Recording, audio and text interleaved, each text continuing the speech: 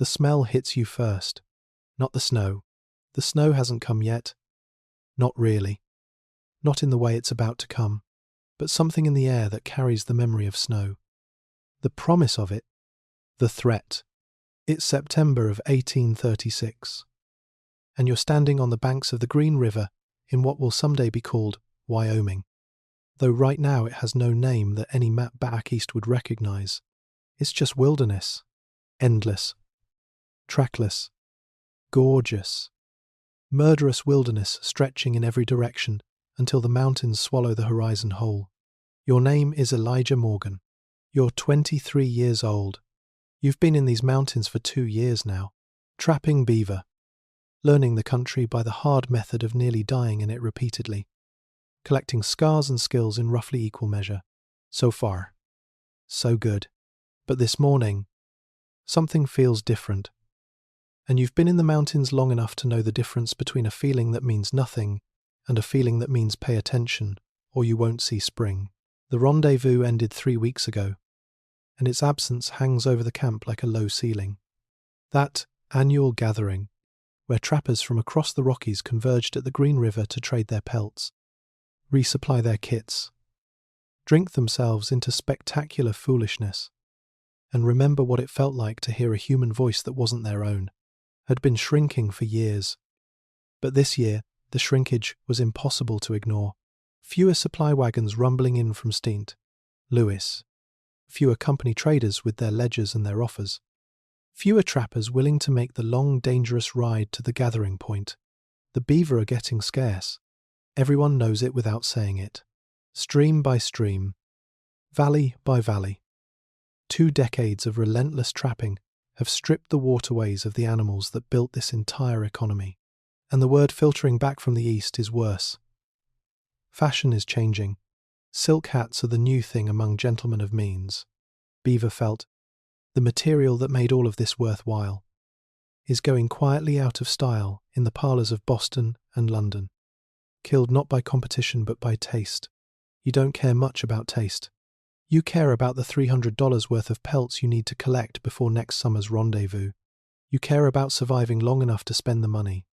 But this morning, standing by the river with your weak coffee growing cold in your hand, what you care about most is that smell in the air, a heaviness, a weight that settles in your chest when you breathe deep. It smells like snow waiting to fall, like winter creeping down from the high country weeks ahead of schedule. Months before it has any right to arrive, you left Missouri at 21 with a horse, a rifle, and a skull full of ideas about what the frontier life would be. The ideas weren't entirely wrong. There was freedom out here. Genuine freedom of a kind that no farm or town could manufacture, but they were incomplete in the ways that only experience can fill in. You'd come west imagining trappers as masters of the wilderness, men who bent the wild country to their purposes through cunning and courage. What you found instead was something more honest and more humbling. Men who negotiated with the wilderness, who learned its terms and tried to meet them, who survived not by dominating the mountains but by listening to them closely enough to understand what was being said. 2 winters had taught you that. The first nearly killed you. Frostbite taking 2 toes from your left foot, leaving you with a limp that worsens in cold weather, which means it never entirely goes away. The second winter was harder in some ways and easier in others. You knew what to expect. Knowing doesn't make it warmer, but it changes your relationship to the cold, transforms it from ambush to negotiation. This morning, though, the air is saying something you haven't heard before, something that makes the hair on the back of your neck stand at attention. The brigade you're riding with, Jim Bridger's outfit, about 30 men altogether, trappers and camp keepers and 1 Crow Scout who rode in at dawn, is preparing to head north toward the Yellowstone River for the fall hunt. And 50 feet away, crouched by the fire, Bridger himself is talking with that scout in a voice too low to carry, his face arranged in an expression you've never seen on it before. Jim Bridger doesn't worry about much. The man survived a grisly mauling that left him with an arrowhead lodged in his back for 3 full years before a surgeon extracted it. He's been in these mountains since he was 17. longer than you've been alive. And he carries the entire geography of the West in his head like a living atlas. Right now, watching him across the fire, you can see something moving behind his eyes. Something careful and cold, and entirely unlike his usual easy confidence. You dump the last of your coffee onto the coals and turn toward your horse. That's when he calls your name. You are not ready for what that conversation will set in motion. Nobody in the brigade is ready, though some of them have been in these mountains long enough that readiness is perhaps the wrong concept entirely. Ready implies that preparation can be sufficient. What's coming isn't that kind of thing. What's coming is the kind of winter that strips every assumption bare. That reduces 30 men to the essentials of survival. That kills not the weakest among them, but simply the unluckiest. And sometimes not even that. Sometimes the difference between life and death comes down to something as small as a chimney kept clear. A door cracked 1 inch. A fire that holds through the night when another man's fire goes out. You're 23 years old, and you've learnt a great deal in 2 years in the Rocky Mountains. You're about to learn the rest of it. The hard way. The only way these mountains teach anything at all. Bridger doesn't waste time on pleasantries. That's one of the things you've come to respect about him. The man has no patience for the social rituals that civilization uses to soften difficult information. He just hands you the difficult information and lets you deal with it. The Crow Scout sitting beside him is named 2 Horses.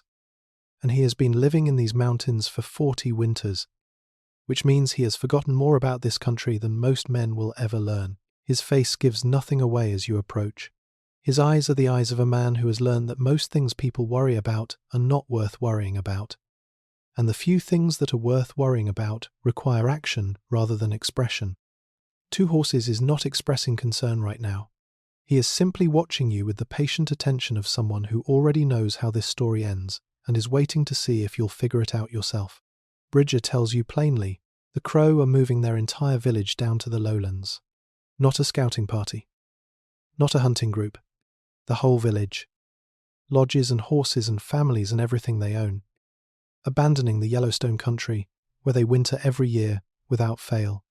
Moving south toward the plains with an urgency that 2 Horses communicates not with alarm, but with something quieter and more convincing than alarm.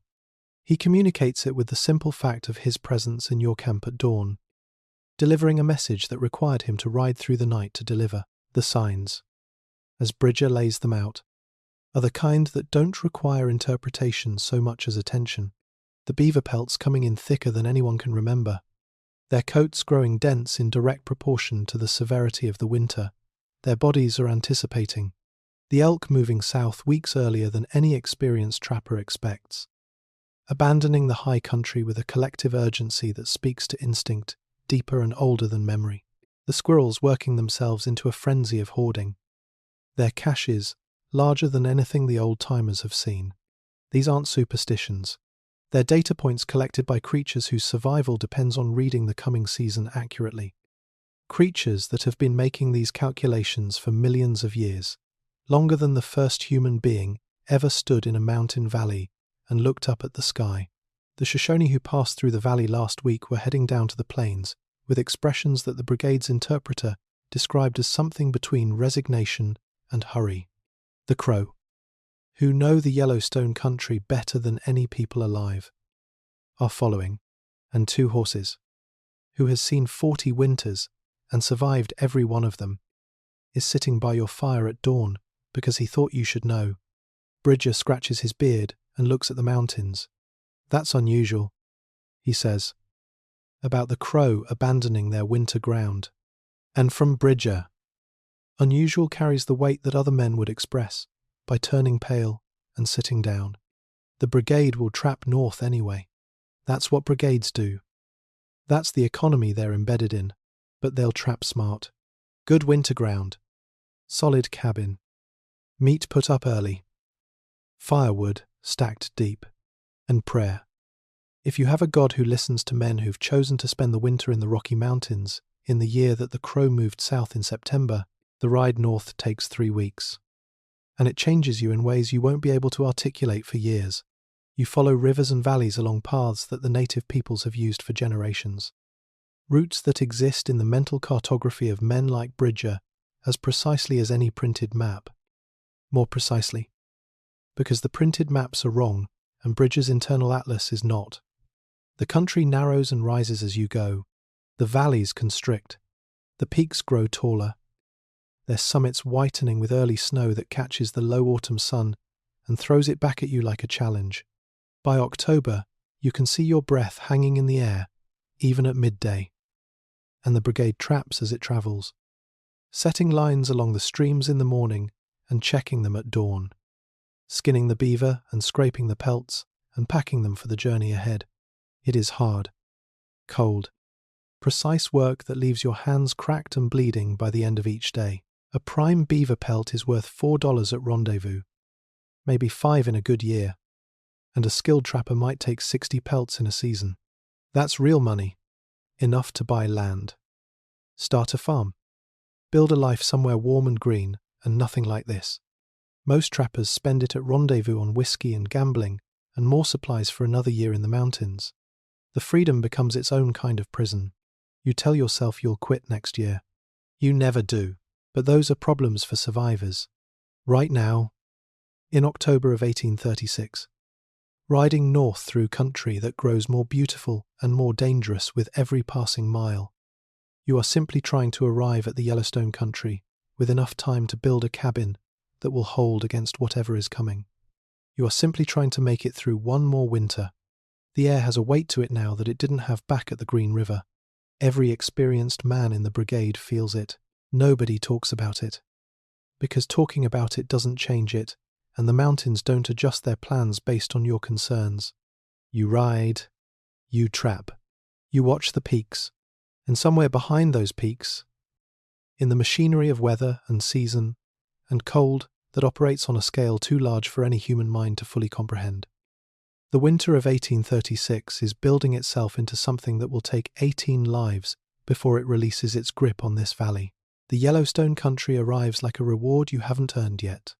The brigade rides into the valley in early November. And even now, even with the cold settling into its serious register and the peaks already buried under early snowfall, the place has a quality that stops conversation and makes men look around with something close to reverence. The river cuts through a landscape that seems deliberately designed for shelter. High ridges on three sides, blocking the worst of the western winds. Stands of timber dense enough to provide both building material and firewood without requiring travel that would kill you. Streams threaded through the valley floor where beaver still work in numbers that have become rare elsewhere. And the geothermal springs. Those strange pools of hot water that bubble up from the earth as if the mountain itself is running a fever. They sit in clusters along the river's edge, steaming in the cold air, warm enough to keep a man from freezing if he camps nearby. Warm enough to make you believe, briefly and irrationally, that the earth is on your side. This is where Bridges' brigade will spend the winter. This is where you will try to survive what the Crow Scout saw coming and didn't bother pretending wasn't coming. You look at the valley and try to feel confident about that. You almost manage it. The cabins go up fast because everyone has done this before and nobody is wasting time on aesthetics. Find a site with good drainage and timber within reasonable distance. Cut logs 8 inches thick. Notch the ends so they lock at the corners without gaps. Stack them to a height of about 6 feet. Chink every crack with mud and moss and anything else that will compress into a seal against the wind. Cover the roof with poles. Then bark.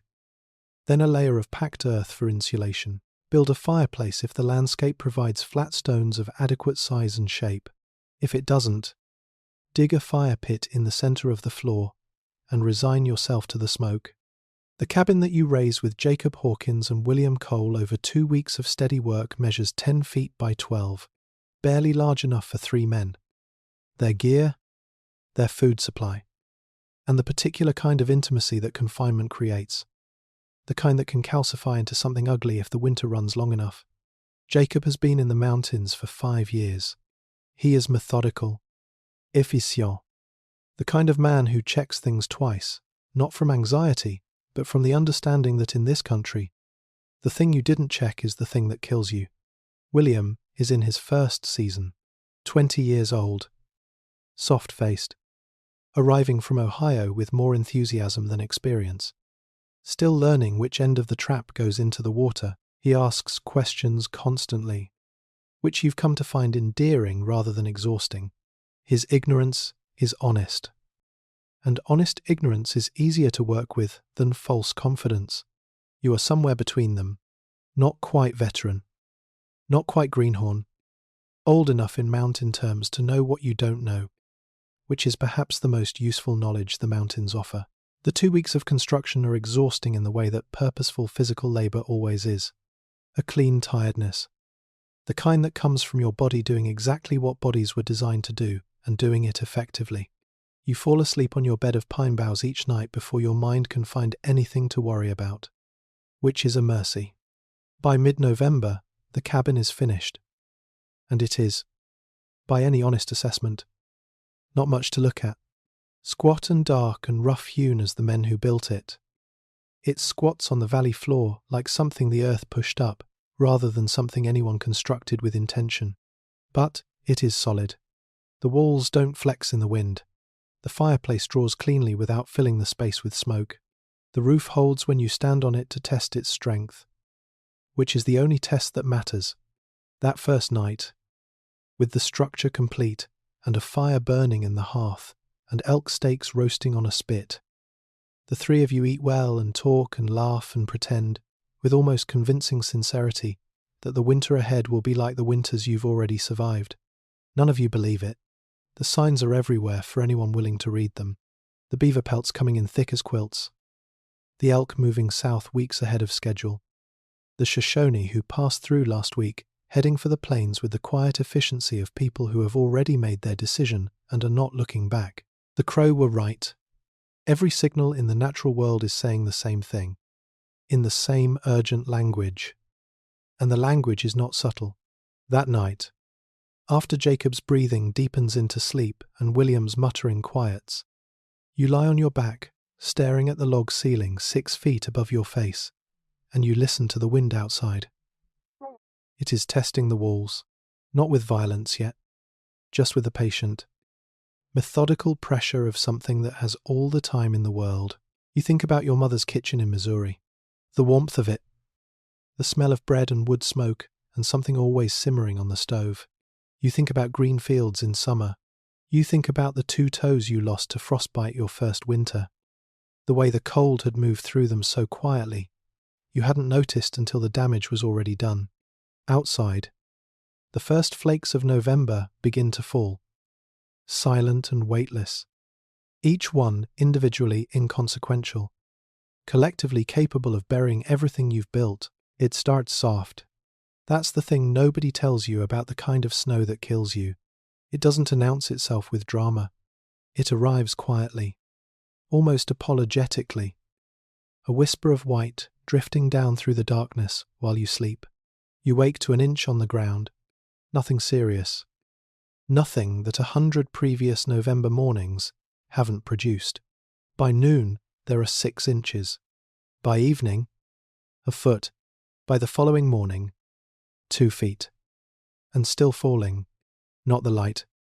Dry, powdery snow of a normal Rocky Mountain autumn that squeaks under your moccasins and blows away in the wind. This is heavy. Wet. Dense. The kind that bends the pine trees double under its accumulated weight. The kind that piles faster than it can compact. The kind that transforms the world, not gradually, but absolutely, replacing every familiar landmark with a white version of itself that offers no purchase. No reference point. No way to navigate except by the landmarks you've already memorized and hope haven't been erased. For 3 days, it doesn't stop. You take shifts, shoveling out the door, clearing paths to the woodpile, climbing onto the roof to check that the weight accumulating there hasn't exceeded what the poles can bear. The cabin groans at night like a ship in heavy seas, the timbers shifting and settling under pressures they weren't designed to carry. On the 4th day, the snow stops and the sun breaks through, blinding, cold, merciless in its clarity, and you step outside to find that the valley has become something else entirely. Not a place you recognize, a place the snow has invented. 3 more storms follow over the next 2 weeks, each one worse than the last, each one adding another foot, another 2 feet, another layer to the white prison rising around the camp. By early December, the snow in the valley floor is waist deep. And in the high country, the passes, the ridges, the approaches that represent your only connection to the rest of the world. It is over a man's head and still growing. The river freezes solid. You test it one morning by walking out 10 feet from the bank and jumping. And it doesn't flex or crack beneath you, just absorbs the impact with the indifference of stone. Ice thick enough to hold a horse, thick enough to trap a man who breaks through a weak spot and goes under into water so cold it stops the heart in seconds. The game disappears with a completeness that feels almost deliberate, as if the elk and deer and rabbits have received some notification that you did not. The valley empties of everything that can move under its own power. What remains is snow and cold and the wind that never entirely stops. Beginning in the second week of December. The wolves. You hear them before you see them, a howling that starts somewhere in the darkness beyond the firelight and spreads. Voice, joining, voice, joining, voice, until it seems the entire mountain range is singing. It is beautiful in the way that genuinely dangerous things sometimes are. It is the sound of hungry things gathering their intelligence, calculating their options, deciding what the winter has left them to work with. One morning you wake to find tracks in the snow outside the cabin door. Wolf tracks, coming directly up to the threshold and stopping there, as if something stood in the night with its nose at the gap beneath the door, reading the air inside, cataloguing the smells of 3 men and their food supply and their fear. You don't go out alone after that. Nobody does. The brigade's social geography rearranges itself around this new constraint. Pairs and groups where individuals used to move freely. Rifles carried as standard equipment for a trip to the woodpile 30 feet away. The days shorten until the sun barely clears the southern ridgeline before it begins its retreat, casting long blue shadows across the snow for the few hours it bothers to appear at all. The routine that takes shape is the routine of survival, stripped to its operational minimum. Wake at dawn. Build up the fire from coals banked the night before. Melt snow for water. Eat sparingly from supplies that are already beginning to look inadequate against the length of winter ahead. Venture out in groups to check traps buried under snowfall that makes their locations approximate at best. Gather firewood. Hunt for anything that moves. Come back before dark. Always before dark. And then one morning a Kentucky trapper named Charles goes out to check his trapline alone. Nobody saw him leave. Nobody thought to stop him, and doesn't come back. They find him 3 days later, curled at the base of a pine tree 100 yards from where he broke through the ice crossing a stream. He'd pulled himself out. He'd walked that 100 yards through temperatures that were actively stealing the heat from his soaked clothing with every step. He'd gotten almost far enough. His face, when they reach him, is peaceful. The false peace of cold, which steals suffering along with everything else. They pile rocks on the body because the ground is frozen too hard for a grave. The wolves will find him before spring. Everyone knows it. Nobody says it. That night, the brigade is 1 man smaller, and the winter is only getting started. By late December, the situation has moved past difficult and arrived somewhere that requires a different word entirely. The food rations have been cut twice. The hunting is producing almost nothing. Every trip outside is a battle against snow that reaches your thighs, against cold that numbs exposed skin in under 2 minutes, against a landscape so uniformly white and featureless that experienced men are getting turned around a quarter mile from camp and needing to fire signal shots to find their way back.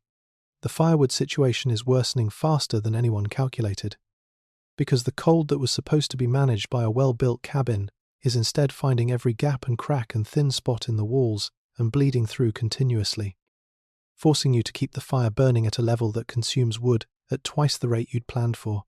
The brigade is caught in a compounding equation where every problem makes every other problem worse, and the winter shows no sign of offering the kind of break that might allow recovery. Bridger calls the brigade together in the last week of December. and the assembly alone takes an hour. Men trudging through chest-deep drifts from scattered cabins. Breath steaming. Faces wrapped in everything they own, until only their eyes show. Counting the gaps where faces should be and aren't. Bridger looks older than he did in September. Not older, the way a man ages over years. But older, the way a man ages over a single, terrible night. All at once. The weight of responsibility for 30 lives pressing down on features that were never built to carry it without showing the strain.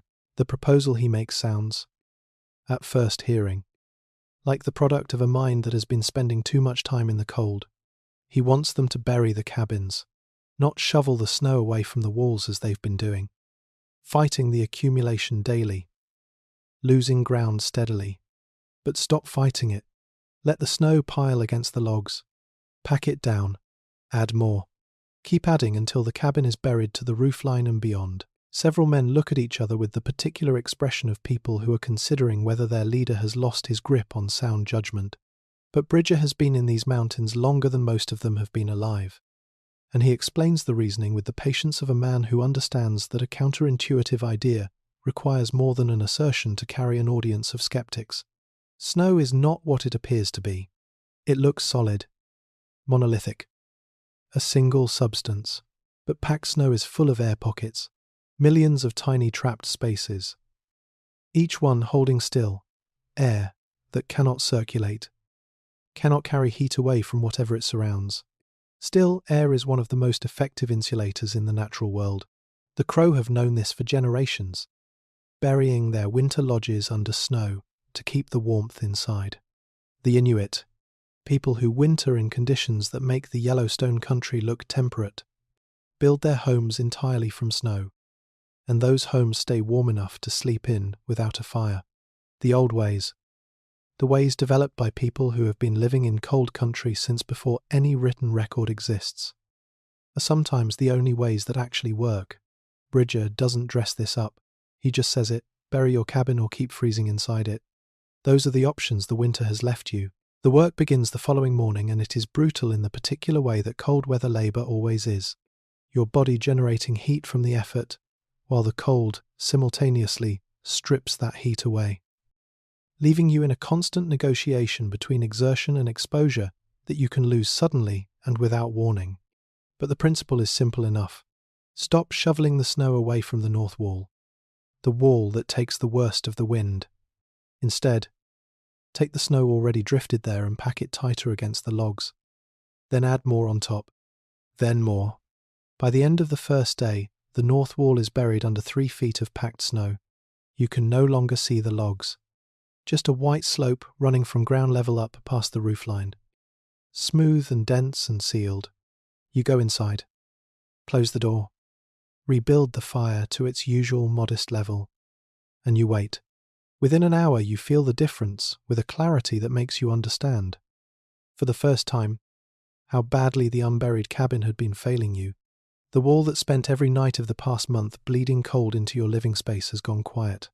The heat from the fire is staying where the fire put it, inside the cabin, filling the space, warming the air. You're actually breathing instead of leaking immediately through 100 invisible gaps into the night outside. The temperature rises, not dramatically, not suddenly, but steadily and sustainably in a way that the fire alone could never produce. William takes off his outer coat for the first time since November. He sits closer to the fire than he needs to, just because he can, just because warmth has become something to savour rather than simply pursue. Over the following week, you bury the entire cabin. South wall, east wall, west wall, then the terrifying work of the roof, climbing up and shoveling snow onto the bark and dirt covering layer by careful layer, testing the structure's tolerance with every addition, one wrong calculation away from bringing the whole thing down on the men inside. When it's finished, the cabin has vanished. From any distance it is indistinguishable from the landscape, just another mound of snow in a valley full of mounds, with a thin thread of smoke rising from a hole near the top to indicate that something alive is happening underneath. Inside, for the first time since the storms began, Survival feels like something you might actually manage. The first crisis arrives without warning, which is the only way the serious crises ever arrive. You're asleep. The deep, boneless sleep of men who have spent the day doing physical work in brutal cold. When something pulls you back toward consciousness, not a sound exactly, more like the absence of something, a wrongness in the quality of the air, a thickening that your body registers before your mind does. You surface slowly, confused, reaching for the familiar landmarks of waking, the fire's glow, the sound of Jacob's breathing, the cold weight of the buffalo robe. What you find instead is darkness so complete it has texture, and an air that pushes back when you try to breathe it. Heavy and acrid and wrong. The fire is still burning. You can see the dim orange pulse of it through the haze, but the smoke that should be rising up through the chimney hole and out into the night is instead filling the cabin from the ceiling down, layer by layer, quiet as fog, invisible in the darkness, stealing the breathable air out of the room while three men sleep. You don't understand any of this in the moment. You just know that you cannot breathe and that the door is somewhere to your left and that you need to reach it immediately. You hit it with your shoulder, burst outside, and drop to your knees in the snow, coughing with the full body violence of a man whose lungs have been making do with something that isn't quite air.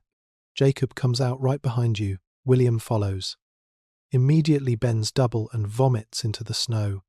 The three of you kneel in the killing cold in various states of undress, gasping, and for a long moment nobody speaks, because speaking requires breath, and breath is the thing you're all currently relearning.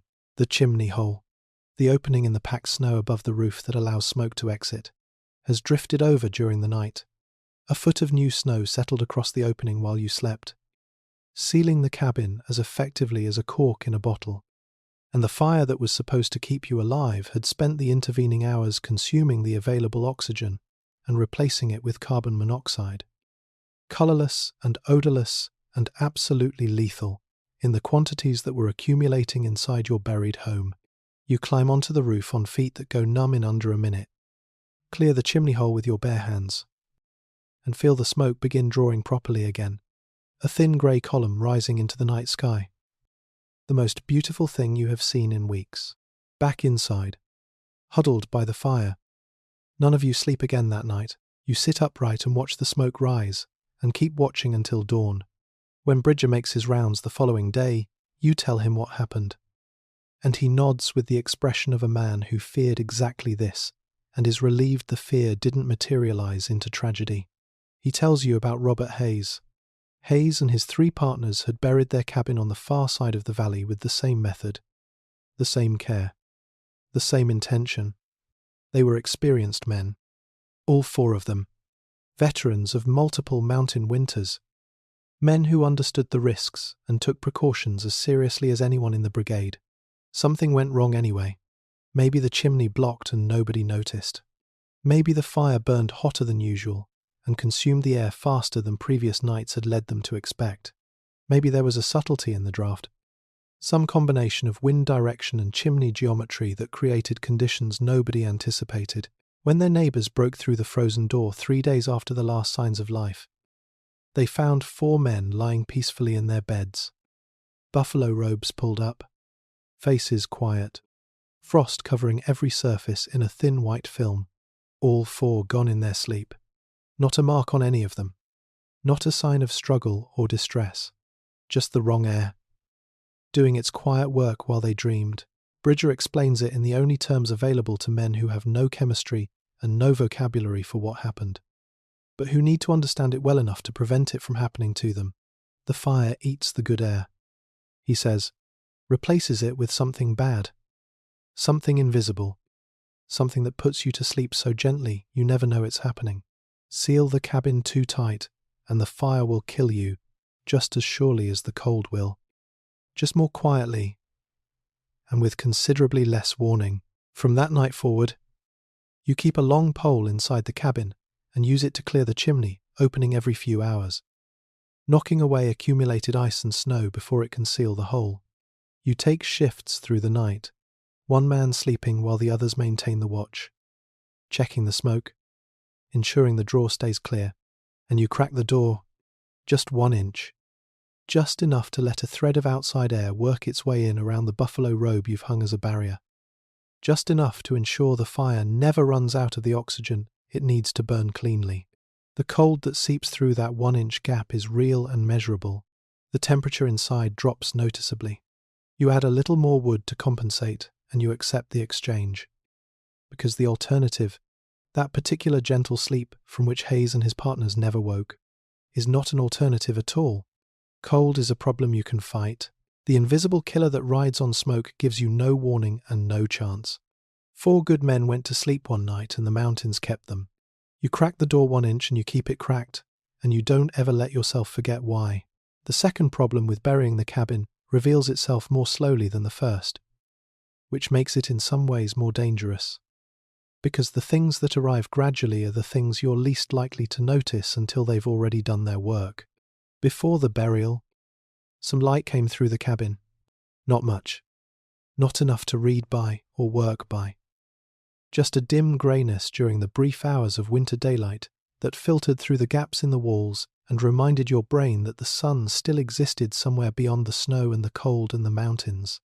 That faint illumination, so inadequate that you barely registered it as a resource, turns out to have been carrying more weight than you understood. Now, with the cabin sealed under feet of packed snow, there is nothing, not dim light, not faint light, not the suggestion of light, just darkness, absolute and uniform, indistinguishable between noon and midnight, making every hour identical to every other hour in a way that begins to dissolve your sense of time itself. You can't tell if you've been awake for 2 hours or 6. You can't tell if the fire has been burning for an hour or since yesterday. The only markers that remain are the meals, growing smaller each day, and the slow consumption of the firewood stack. And neither of these is a clock in any meaningful sense. You are living inside a darkness so complete that it begins, after enough days, to feel less like an absence and more like a presence. Something that has moved into the cabin alongside you and intends to stay. The fat lamps are Jacob's idea, and they represent the kind of improvisation that the mountains require constantly.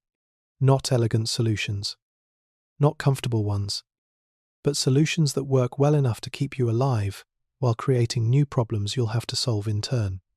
You've been saving rendered fat since the fall. Buffalo fat, mostly. Pressed and stored in a leather pouch. Hard as candle wax in the cold, but burnable. Jacob takes a shallow stone dish, sets it near the fire until it warms enough to accept a strip of rendered fat, touches the end with a burning twig, and produces a flame so weak and orange and uncertain that calling it light requires a generous interpretation of the word. But it is something. In the absolute darkness of the buried cabin, something is everything. You can see each other's faces now, hollowed and smoke darkened and gaunt, but visible, present, belonging to people rather than to the darkness. You can find the water bucket without navigating by memory. You can see when William's eyes are open and when they're closed, which matters more than it should, because there is a particular quality to the silence of a man pretending to sleep that is different from the silence of a man actually sleeping. And you've become sensitive to that distinction in ways you couldn't have predicted. The fat burns with a smoke thicker and greasier than wood smoke, coating every surface in the cabin with a black film that builds layer by layer, day by day, until the walls look like the inside of a chimney and every breath tastes faintly of rancid grease. Your face is permanently smudged. Your hands are stained dark at the creases. When you blow your nose, what comes out belongs to a different category of substance entirely. Jacob looks at his blackened hands one morning and observes that he now has something in common with the chimney sweeps he used to see instead. Louis. Those children sent into the flues to scrape them clean. Always emerging looking like they'd been assembled from soot. Those children get paid. You point out, those children also develop lung disease and die young. Jacob replies, wiping his hands on his pants and accomplishing nothing. You laugh anyway. Both of you. because the alternative to laughing at this particular moment is something neither of you is willing to look at directly. William handles the darkness differently from you and Jacob, and watching him navigate it tells you things about him that the fall trapping season never could. He was never built for confinement. You can see that now, in the way his eyes move when they have nothing to focus on, searching for a horizon that isn't there, finding only log walls and smoke and the orange flicker of the fat lamp. He begins talking to people who aren't in the cabin, not loudly, not dramatically, just a low murmur that surfaces in the quiet hours. A voice conducting conversations with absent participants. His mother. From what you can piece together, a brother who died of fever 3 years ago, his sweetheart Sarah, back in Ohio, red-haired and real, and impossibly far from this buried hole in the ground. You and Jacob both pretend not to hear. There is no cruelty in this pretense. Rather the opposite. The conversations seem to anchor William to something beyond the cabin walls, to a world that exists outside of cold and hunger and darkness. And whatever keeps him anchored is worth protecting from examination. You have your own methods. You run through everything you've memorized. Passages from your mother's Bible. The words of songs learnt in childhood. The plots of stories read years ago and reconstructed now from whatever fragments survive. Jacob narrates his own actions in a low, continuous murmur, like a man dictating his own journal, adding wood to the fire now, checking the chimney pole, sitting back down. The sound of his own voice in the darkness, describing the small actions that constitute survival, seems to reassure him that the actions are real, that he is real, that the world beyond the snow still exists and is waiting. The darkness does something to a man that cold alone cannot do. Cold attacks the body. Darkness attacks the part of you that insists on remaining a person. Mid-January arrives without announcement, indistinguishable from late December, except in the numbers. And the numbers are the thing that keeps you awake now. Jacob counts the food each morning with the focused attention of a man performing a calculation whose answer he already suspects and is hoping to disprove. 2 pieces of dried elk for breakfast, 1 for dinner. Nothing between those 2 events except melted snow water and the particular quality of hunger that has stopped being sharp and urgent and has become, instead, a permanent atmospheric condition. A weather system that lives inside your body and refuses to move on. The hunger you felt in your first week of reduced rations was a demand. Loud and insistent. Something your stomach was doing to get your attention. This hunger is different. It has given up demanding and settled into occupation, taking up residence in your muscles and your thoughts and the slow dimming of your ability to concentrate on anything that isn't food. You dream about your mother's kitchen with a vividness that feels less like dreaming and more like memory rendered in full sensory detail. The smell of frying chicken, the weight of fresh bread in your hand, the particular sweetness of an apple picked from the tree behind the house in Missouri in September when the fruit is at its peak. You wake from these dreams into the smoky darkness of the buried cabin, and the contrast is so total that for a moment the waking world seems like the false one. The flour is almost gone, maybe 3 cups left, carefully hoarded since rendezvous, mixed with melted snow and cooked on a flat stone by the fire into something that technically qualifies as food in the sense that it occupies your stomach for a short while before your body finishes deciding it has nothing useful to extract from it. The coffee ran out a week ago, and that loss carries a weight disproportionate to its nutritional value. Coffee was a ritual, a daily ceremony that marked the morning as separate from the night, a small, reliable pleasure in a life that has been stripped of nearly every other kind. Now you drink hot water, plain melted snow, heated over the fire, sipped slowly to make the warmth last. It does nothing except warm you from the inside for a few minutes. You've learned to be grateful for that. The pemmican holds out longer than the jerky, as it always does, because pemmican was designed by people who understood the arithmetic of survival in a way that the mountain men learned only by copying. Dried meat pounded into powder, mixed with rendered fat and dried berries, pressed into dense cakes that pack more calories per ounce than almost anything else you can make from the materials available in the wilderness. A few ounces of pemmican can sustain a man for a day if he isn't pushing hard. None of you are pushing hard. There is nowhere to push toward and nothing to push against except the cold. And the cold doesn't negotiate with effort.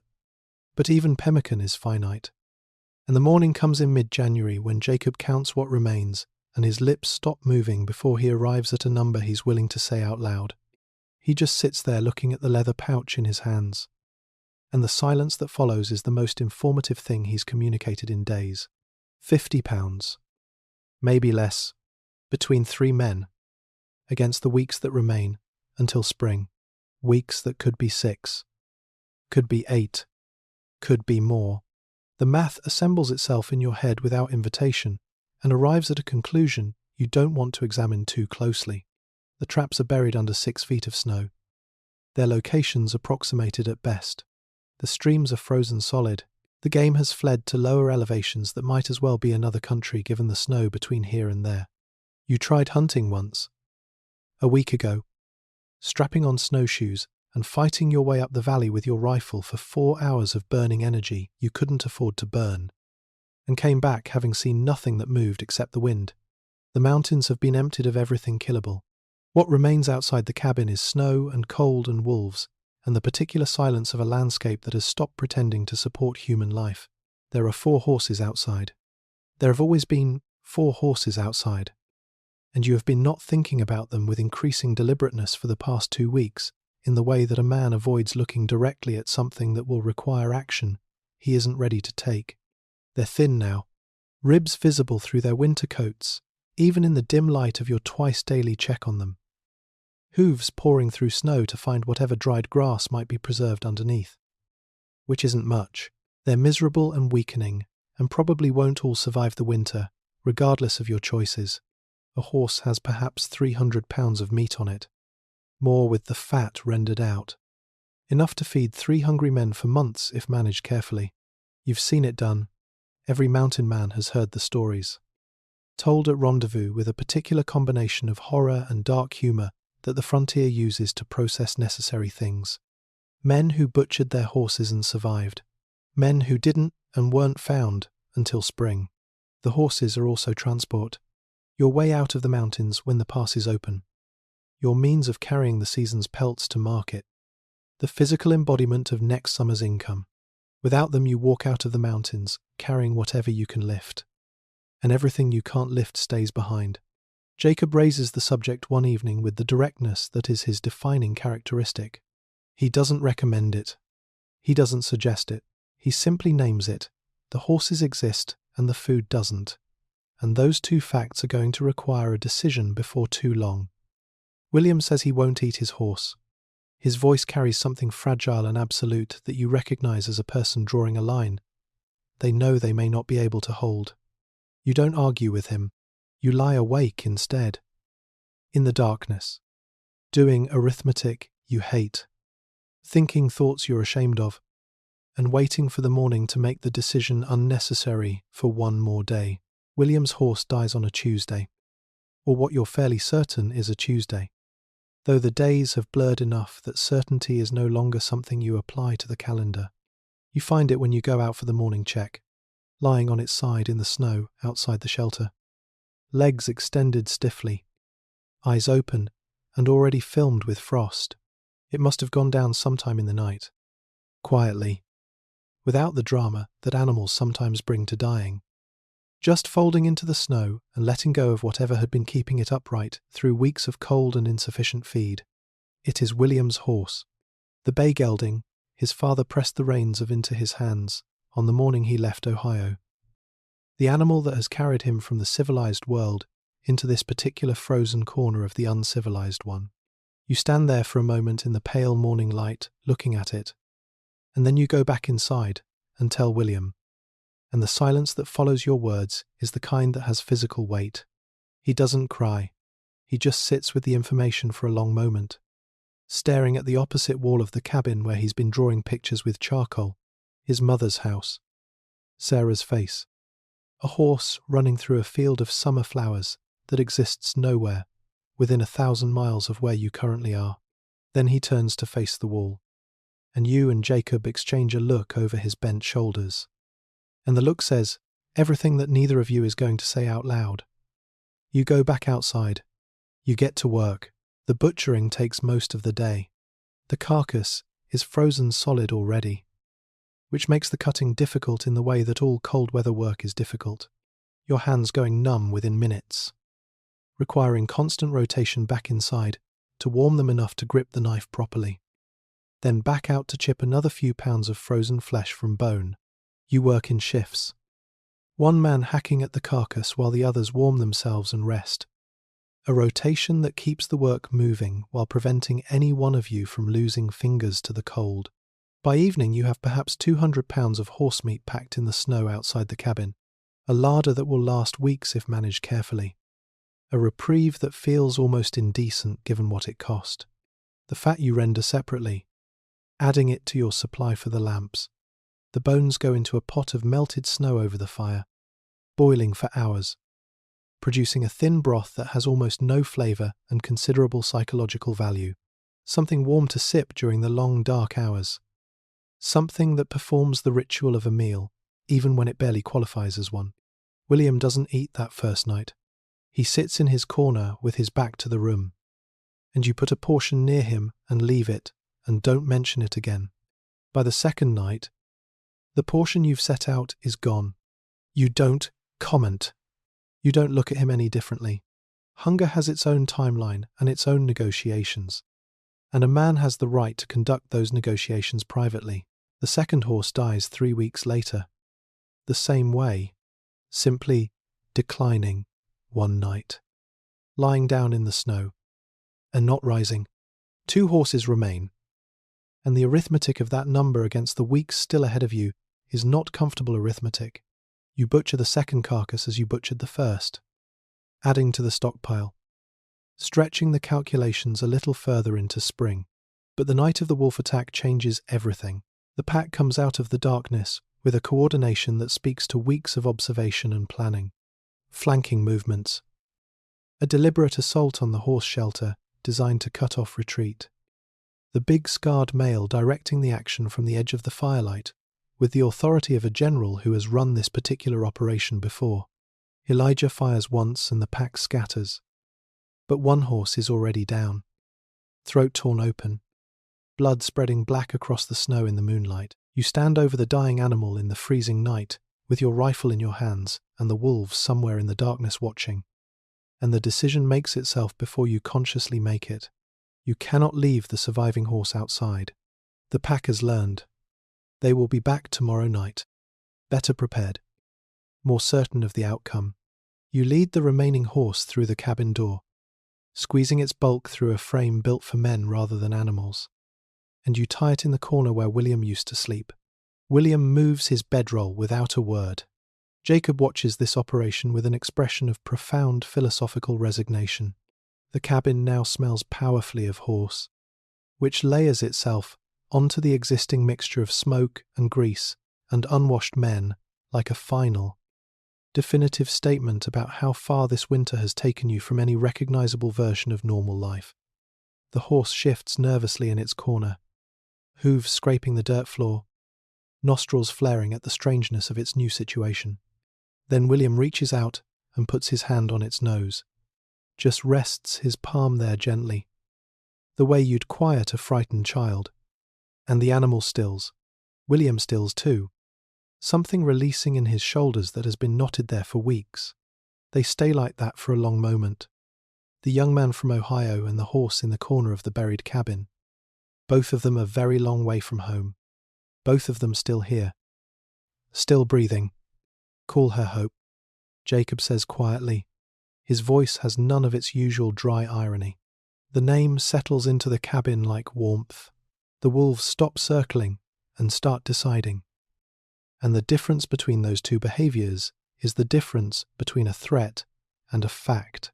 For weeks they had maintained a perimeter, studying the camp's rhythms, mapping the patterns of movement between cabins, cataloguing the smells that drifted through the cold air and told them everything they needed to know about the state of the men inside. You had grown accustomed to them in the way that people grow accustomed to any persistent danger that hasn't yet materialized into catastrophe.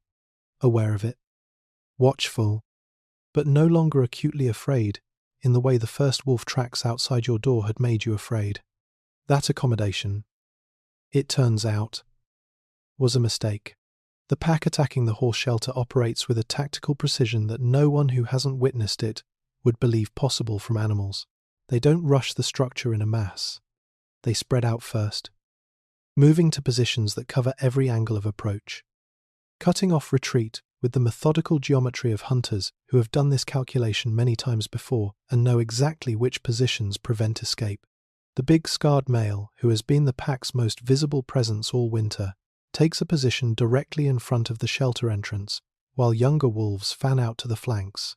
The horses, who have been nervous for days in the way that prey animals are nervous when predators are near, shifting constantly, refusing to settle, nostrils working overtime, erupt into the screaming that pulls you out of sleep and out of the cabin with your rifle in your hand before you are fully conscious of being awake.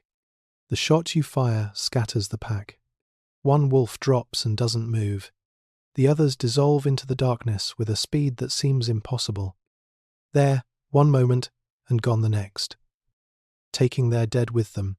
But one horse is already beyond saving, and the morning light reveals the full cost of the night's work, written in the snow in red. The stories that travel between the brigade's buried cabins over the following weeks build a picture of a pack that is no longer behaving like wolves are supposed to behave, which is to say, a pack that has abandoned the instinctive caution that normally keeps wolves and armed men in a state of mutual avoidance. Henderson, wintering in a cabin half a mile downstream, wakes one morning to find both his horses gone, not dead in their shelter, not partially dragged away, gone, completely. The shelter empty except for blood and disturbed snow, and the tracks of many wolves leading off into the timber. The pack had come in the night and taken everything, working quietly enough that Henderson slept through it entirely, discovering the loss only when he went out for the morning feed. He stands in the empty shelter for a long time, according to the man who finds him there later that day, not speaking, just looking at the space where his animals used to be. Without horses, he cannot carry his pelts to rendezvous. Without horses, he walks out of the mountains in spring, carrying only what fits on his back. Abandoning months of work to the wilderness, the wolves have cost him the entire season. A French trapper named Beaumont loses his dog, a large mixed-breed animal that has been his companion for 6 years, that has slept at his feet through 4 mountain winters, that has warned him of approaching danger enough times that he has come to think of it as a partner rather than a possession. The dog fights back, which is the wrong choice against a coordinated pack, and Beaumont hears the fight from inside his cabin and cannot get outside in time. He finds the animal 50 yards from the door, already past saving. He buries what remains in the snow and doesn't speak for 3 days afterward. The men who know him don't push. There are griefs out here that don't translate into words, and trying to put them into words makes them worse. The worst story belongs to a trapper named Collins, who had been wintering alone since his 2 partners died of the smoke sickness back in December. Alone in a cabin. Alone in the mathematics of survival. Managing every task. Firewood. Food. Firewatch. Chimney maintenance. Without a partner to share the load or relieve the vigilance. He'd been coping. By all accounts, his fire was burning. His chimney was clear. His food supply was thin, but not yet critical. Then one night he walked out of his cabin for reasons that will never be known. Perhaps he heard something. Perhaps he needed to relieve himself. Perhaps the darkness inside became briefly more unbearable than the darkness outside, and the pack was waiting. The snow tells the story with the impersonal thoroughness of a document. Human tracks leaving the cabin door, wolf tracks materializing from the tree line, the 2 sets converging, then the churned and stained area where the tracks stop being separate things, then only wolf tracks, leading away into the thick timber, and a rifle lying in the snow, and a hat, and one turn moccasin. The men who follow the trail don't go into the timber after dark, because they are not stupid, and because Collins cannot be helped now regardless. They never find his body. The mountains have him. They find his rifle and his hat and his single moccasin. And those three objects say everything that needs to be said about what has changed in the relationship between the men in this valley and the pack that shares it. Bridger gathers the survivors and speaks plainly. Because plainly is the only language this situation deserves. The hunger has burned the fear out of them. He says, "They see us as prey now. Same calculation they'd make about an elk. Same arithmetic. Just meat that walks on two legs and carries fire. Nobody argues. You've all felt it. That shift in the quality of the wolves' attention. The way their eyes track you now when you move between the cabins. Assessing rather than avoiding. You check your rifle. 6 bullets left. You start counting wolves instead of days. You're returning from a scavenging trip when you see them. And the seeing happens gradually. The way dangerous things in the wilderness often announce themselves. Not all at once, but in pieces. A shape here, a movement there, until the full picture assembles itself and your body understands it before your mind does. There are 3 of you, Jacob, and a trapper named Peters who joined the scavenging party because 3 rifles are better than 2, and everyone in the brigade has learned this lesson thoroughly enough that nobody goes anywhere alone anymore. You have 15 pounds of frozen rabbit in your pack, dug out of a drift 3 miles up the valley after 2 hours of work that left your hands clawed and your back screaming. 15 pounds isn't much, but it's something, and something has become the unit of currency that this winter trades in. The wolves are arranged across the trail between you and the cabin, in a line so deliberate it could only be intentional. Not a random gathering, not animals that happen to be passing through, but a coordinated placement that covers the full width of the trail and both of its margins, leaving no obvious path around. You count them without moving. 7. Maybe 8. The big scarred male is in the center, sitting in the snow with the particular stillness of an animal that has decided to wait rather than act, watching you approach with yellow eyes that contain no fear and considerable intelligence. The younger wolves on the flanks are less still, shifting their weight, raising their heads, reading the air for information that their bodies will process faster than any conscious decision. You stop walking. 15 pounds of rabbit on your back. 6 bullets in your rifle. The math is not in your favor and everyone present, human and wolf alike, seems aware of this. Jacob speaks without turning his head, his voice low and level in the way that people speak when they are afraid and have decided that showing the fear would make things worse. Nobody run, he says. Running triggers the chase response in every predator that has ever lived. And these wolves have been watching humans move through this valley for months. They know exactly how fast a man in snowshoes can travel through chest-deep drifts. And they know it is not fast enough. You run and the calculation changes immediately and terminally in their favor. So you don't run. You walk, 1 foot in front of the other, steady and deliberate, rifles raised but not yet aimed, eyes tracking the line of wolves without fixing on any single animal long enough to communicate the kind of focused attention that prey gives to the thing it's afraid of. 20 feet. 15.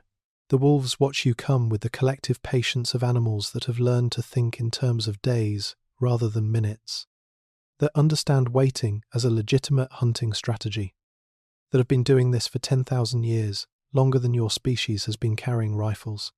10 feet. The big male is directly in your path now, close enough that you can see the old scar tissue on his muzzle, the individual guard hairs of his winter coat, the slow, deliberate rise and fall of his breathing. He is not aggressive. He is not retreating. He is simply present, occupying the space between you and home, conducting an assessment whose criteria you can only guess at. You keep walking. Your heart is making more noise than you'd prefer.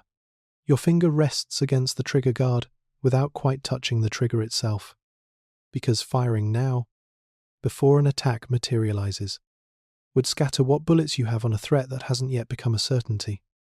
And certainty is what bullets are for. The male steps aside. 1 step, measured and unhurried. opening a gap in the line just wide enough for 3 men to walk through single file. You don't look at him as you pass. You keep your eyes forward and your pace even, and you walk through the space he's made for you with your spine, doing something complicated that is not quite shivering and not quite something else. The wolves on either side are close enough to touch. You could reach out and put your hand on the flank of the one to your left if you were the kind of person who would do that. Which you are. Absolutely not. Their breath steams in the cold air. Their paws make small sounds in the snow as they shift to watch you pass. Then you're through the line, and the cabin is ahead, and you cover the remaining distance without changing your pace because you are all still being watched, and the test is not quite over yet. Won't be over until the door is closed behind you and the bar is down. Inside, in the smoky warmth, the 3 of you stand for a moment without speaking. Peters is the first to exhale, a long, shuddering breath that summarizes everything. Jacob sets his rifle against the wall with hands that are not entirely steady. He was deciding. You say finally. Into the silence. The big one, weighing it, figuring out whether 15 pounds of rabbit was worth the cost of whatever we would have done to get it back. Jacob nods slowly, and he decided we weren't worth it today. You don't say what you're all thinking, which is the word today and everything it implies about tomorrow. You clean your rifle instead. You count your bullets for the 100th time, arriving at the same number you always arrive at. 6 rounds between you and a pack of 8 wolves that is growing bolder by the day. You think about Collins and his rifle lying in the snow and his single torn moccasin. You think about the way the scarred male's eyes tracked you as you passed. Not with fear, not with hunger exactly, but with the cold, patient attention of a creature conducting an ongoing evaluation that it is fully prepared to revise. Tonight you block the door with everything heavy enough to matter. You lie awake, listening for sounds in the snow outside that might indicate the evaluation has been revised. Hope shifts in her corner. Breath slow and steady. The wolves don't come that night. But you know, with the particular certainty that this winter has taught you, that not tonight and not ever are 2 entirely different things. The horse meat runs out on a morning in late January when Jacob opens the storage cache outside and comes back inside without speaking, which tells you everything before he says a word.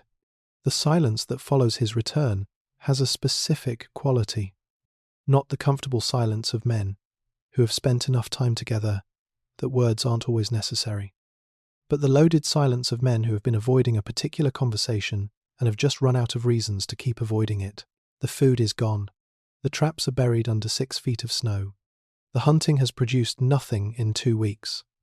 The scavenging trips are returning diminishing results, as the frozen carcasses within reasonable range of the cabin are found and stripped, and the ones remaining are buried too deep or too far to reach without burning more energy than the meat inside them would replace.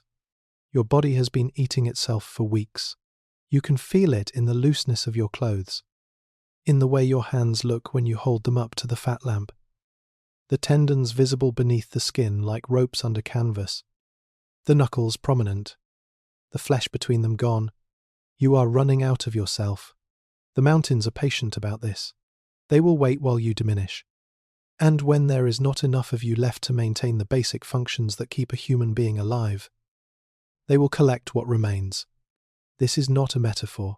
This is the operational reality of starvation in a wilderness that has no interest in your survival. So you look around the cabin for what remains. And what remains is leather. The logic of eating leather is the same logic that drives every desperate improvisation this winter has demanded. Not the logic of comfort or preference or anything resembling normal human decision-making, but the stripped-down logic of biology. Leather is processed animal hide. Animal hide is primarily collagen, the protein that holds skin and connective tissue together. The human digestive system can extract some nutritional value from collagen if it is broken down sufficiently by extended cooking. Not much. Not enough to sustain a man indefinitely, but enough to slow the rate at which starvation advances. Enough to buy days that might become the days that matter. The mountain men have known this for years. Every rendezvous produces at least one story about a trapper who ate his moccasins, told with the combination of horror and laughter that people use to process experiences they needed to survive and need to distance themselves from now that they have. You always laughed at those stories. You are not laughing now. You take the spare moccasins first, the pair you'd been saving for when your current ones wore through. Good elk hide construction, soft from the oil worked into them during tanning. You cut them into strips with your knife, each piece roughly finger-sized, and drop them into the pot of melted snow that sits perpetually over the fire. Then you wait. The leather resists transformation with a stubbornness that seems almost personal. Hours pass. The water turns a murky brownish colour. The strips soften by imperceptible degrees, from the rigidity of cured hide towards something that might, with sufficient optimism, be described as chewable. The smell is unlike anything in your previous experience. Not quite cooking meat. Not quite anything else. Something in between that your hunger interprets as promising and your judgment interprets as deeply questionable. When you finally divide the portions and put the first strip in your mouth, the texture makes an immediate and forceful argument for reconsidering, even after hours of boiling.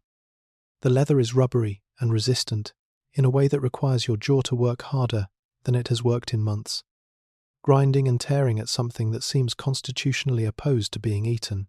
The taste is smoke and rancid fat and something earthy underneath. And below all of that, something that tastes unmistakably like the last available option. You chew and keep chewing, long after your jaw muscles have begun to register their objections. Then Jacob laughs. Not a dark laugh. Not the hollow sound that passes for humour in the worst moments. A genuine laugh, surprised out of him by the specific absurdity of his current situation. "I'm eating a shoe," he says. He shakes his head, still working at the strip in his mouth. 2 years ago I was drinking champagne in St. Toon, Louis with a girl on each arm, thinking I was the luckiest man in the world. Now I'm sitting in a hole in the ground eating footwear. You laugh too, and it hurts your cracked lips and your hollow cheeks. But you laugh anyway, because the alternative is crying, and you've already done enough of that in the dark when the others are sleeping. William's belt is the hardest moment of the whole business. His sweetheart Sarah stitched it herself before he left Ohio. Careful. Even stitching with his initials worked into the leather near the buckle. A piece of someone's love made portable and carried across a continent. He holds it in his hands for a long time, turning it over, running his thumb across the stitching. Then he holds it out to you. "Cut it up," he says. "I can't do it myself." You take it from him carefully, feeling the weight of what it represents, and you cut it into strips and put it in the pot with everything else. When his portion is ready, William eats without a word. His face is somewhere far away. In Ohio, probably. In a kitchen where a red-haired girl is doing something ordinary and beautiful and safe. But he eats. When the leather is exhausted, you go looking for frozen carcasses in the drifts. And the first one you find, a bull elk frozen mid-stride in a drift 3 miles up the valley, makes you feel something so close to joy that the distinction barely matters. The bull elk stands in the drift like a monument to the winter's indifference. Frozen mid-stride. One foreleg raised. Head slightly lowered. Preserved so completely by the cold that he looks less like a dead animal and more like a sculpture of one. Something an artist made to demonstrate the specific quality of arrested motion. He must have been walking when the cold took him, disoriented in a whiteout perhaps, moving without direction until his legs simply stopped obeying the signals his body was sending. The snow has buried him to the shoulder, and finding him requires the particular kind of attention that this winter Hunulf has forced you to develop, not the focused searching of a man looking for something specific, but a broader, more patient observation of the landscape's surface, watching for shapes that don't quite match the terrain, humps and shadows that suggest something solid underneath the white. You've been out for 3 hours when you find him, fighting through drifts that alternately support your weight and swallow you to the hip. Burning energy you can barely afford to spend. When you see the shoulder blade jutting up through the snow surface, you stop and stare at it for a moment before your mind accepts what your eyes are telling it. Then you start digging. The work takes hours. Your knife chips at frozen flesh that has the density and resistance of hardwood. And you work in a kind of focused desperation that keeps the cold from fully registering until you stop moving and find that your hands have gone beyond numb into something that requires immediate attention. You warm them under your coat, pressed against your body's remaining heat. Then go back to chipping. 40 pounds of frozen elk, loaded onto a makeshift sled of lashed branches. Then the long haul back to the cabin, dragging your prize through the drifts, watching the sun descend toward the ridgeline, with the anxiety of a man who knows exactly what happens to people caught outside after dark. The effect of real meat on 3 men who have been subsisting on leather and horse broth and careful hope is immediate and almost violent in its completeness. You roast the frozen chunks directly over the fire, and the smell that fills the buried cabin as the elk fat begins to render and the flesh begins to colour is so overwhelmingly, achingly good that William actually makes a sound. Not words, just a sound. Something between a sigh and a sob that communicates the full weight of what has been absent for so long.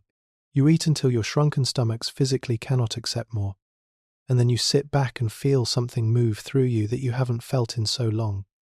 You've almost forgotten it has a name. Not happiness exactly. The winter has taken too much for happiness to be the right word, but its functional equivalent. The warmth that comes from being fed and warm and alive in the company of people who are also fed and warm and alive. Jacob hums something under his breath. An old song from back east. Half remembered and slightly wrong in its melody, but real. A human sound produced for no survival purpose whatsoever. Produced simply because the moment calls for it. William is smiling. The first genuine smile you've seen on his face since his horse died. Thin and fragile and absolutely real. What do you miss most? He asks. And the question opens something in the cabin that has been sealed shut for weeks. You think about it seriously, the way the question deserves. Hot baths, Jacob says immediately, with the conviction of a man who has been composing this answer for weeks. Fresh apples, you say, remembering the tree behind the farmhouse in Missouri. The specific crunch of a September apple pulled straight from the branch. Music, William says quietly. Someone playing a fiddle, dancing, and you remember dancing. Remember it clearly. The way you remember things that seemed ordinary at the time and have since been reclassified as extraordinary by the simple mechanism of their absence. Word spreads through the brigade the way all useful information spreads in the camp. Imperfectly. Slowly, but eventually reaching everyone who needs it. There is game to be found if you're willing to search for it in the drifts. Willing to die for it. Willing to accept that the mountain's frozen larder operates on different terms than a living hunt, but is a larder nonetheless. The winter has been killing animals as efficiently as it has been killing men, and those animals are out there under the snow, preserved by the same cold that is trying to kill you, waiting to be found by anyone desperate and determined enough to look. The brigade begins to scavenge systematically. Pairs of men moving through the valley with knives and improvised sleds, reading the snow's surface for the signs that indicate something solid underneath. A deer near the tree line. Legs broken from a fall on ice. Half picked over by something before the snow covered it. 2 rabbits frozen together in a hollow. Caught perhaps by a hawk that couldn't carry them off before the storm buried everything. A grouse. Or most of one. You dig them all out. You eat them all. You do not apply the standards that a full belly permits. Food is food. And food is the variable that determines whether you see spring. So the question of how long something has been dead, or what might have been at it before you arrived, is a question for a different kind of winter. A winter with more options and fewer consequences. That there are costs to this new method, as there are costs to everything this winter offers. A trapper named Foster goes out one afternoon to dig for a carcass he'd marked the day before, and the drift collapses on him while he's working. The snow undermined by his digging. The surface giving way. swallowing him into a cold white darkness from which he cannot extract himself.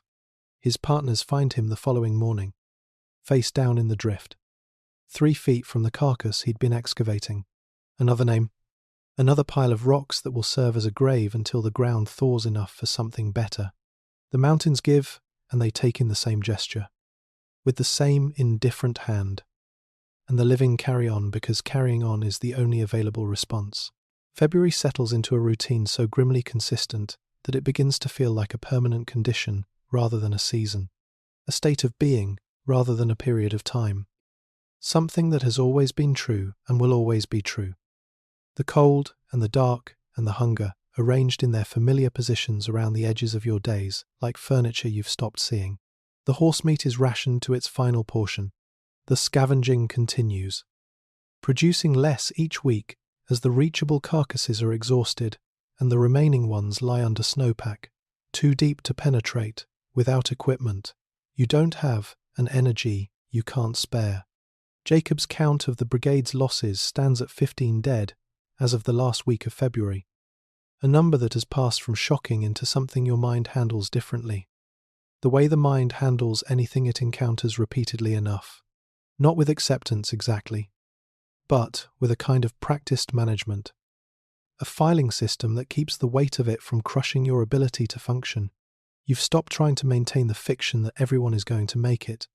The winter disposed of that fiction somewhere around the 3rd storm of December. And carrying it forward would require more energy than the truth does. What you maintain instead is the simpler and more operational belief that you specifically are going to make it. That Elijah Morgan of Missouri is going to walk out of these mountains when the pass is open. That the green world exists and is waiting and will still be there when you reach it. You hold this belief not because you have evidence for it, but because releasing it would be the beginning of a sequence of events that ends in rocks piled over your frozen body. Then March arrives. And March has different ideas about what this winter has left to teach you. The blizzard that descends in the first week of March is different from every storm that has preceded it, in the way that a flood is different from rain. The same substance, recognizable, but operating at a scale that changes its fundamental character. The wind comes first, screaming down from the peaks with a force that makes the buried cabin shudder in ways it has never shuddered before. A deep structural vibration you feel in your chest, rather than hear with your ears.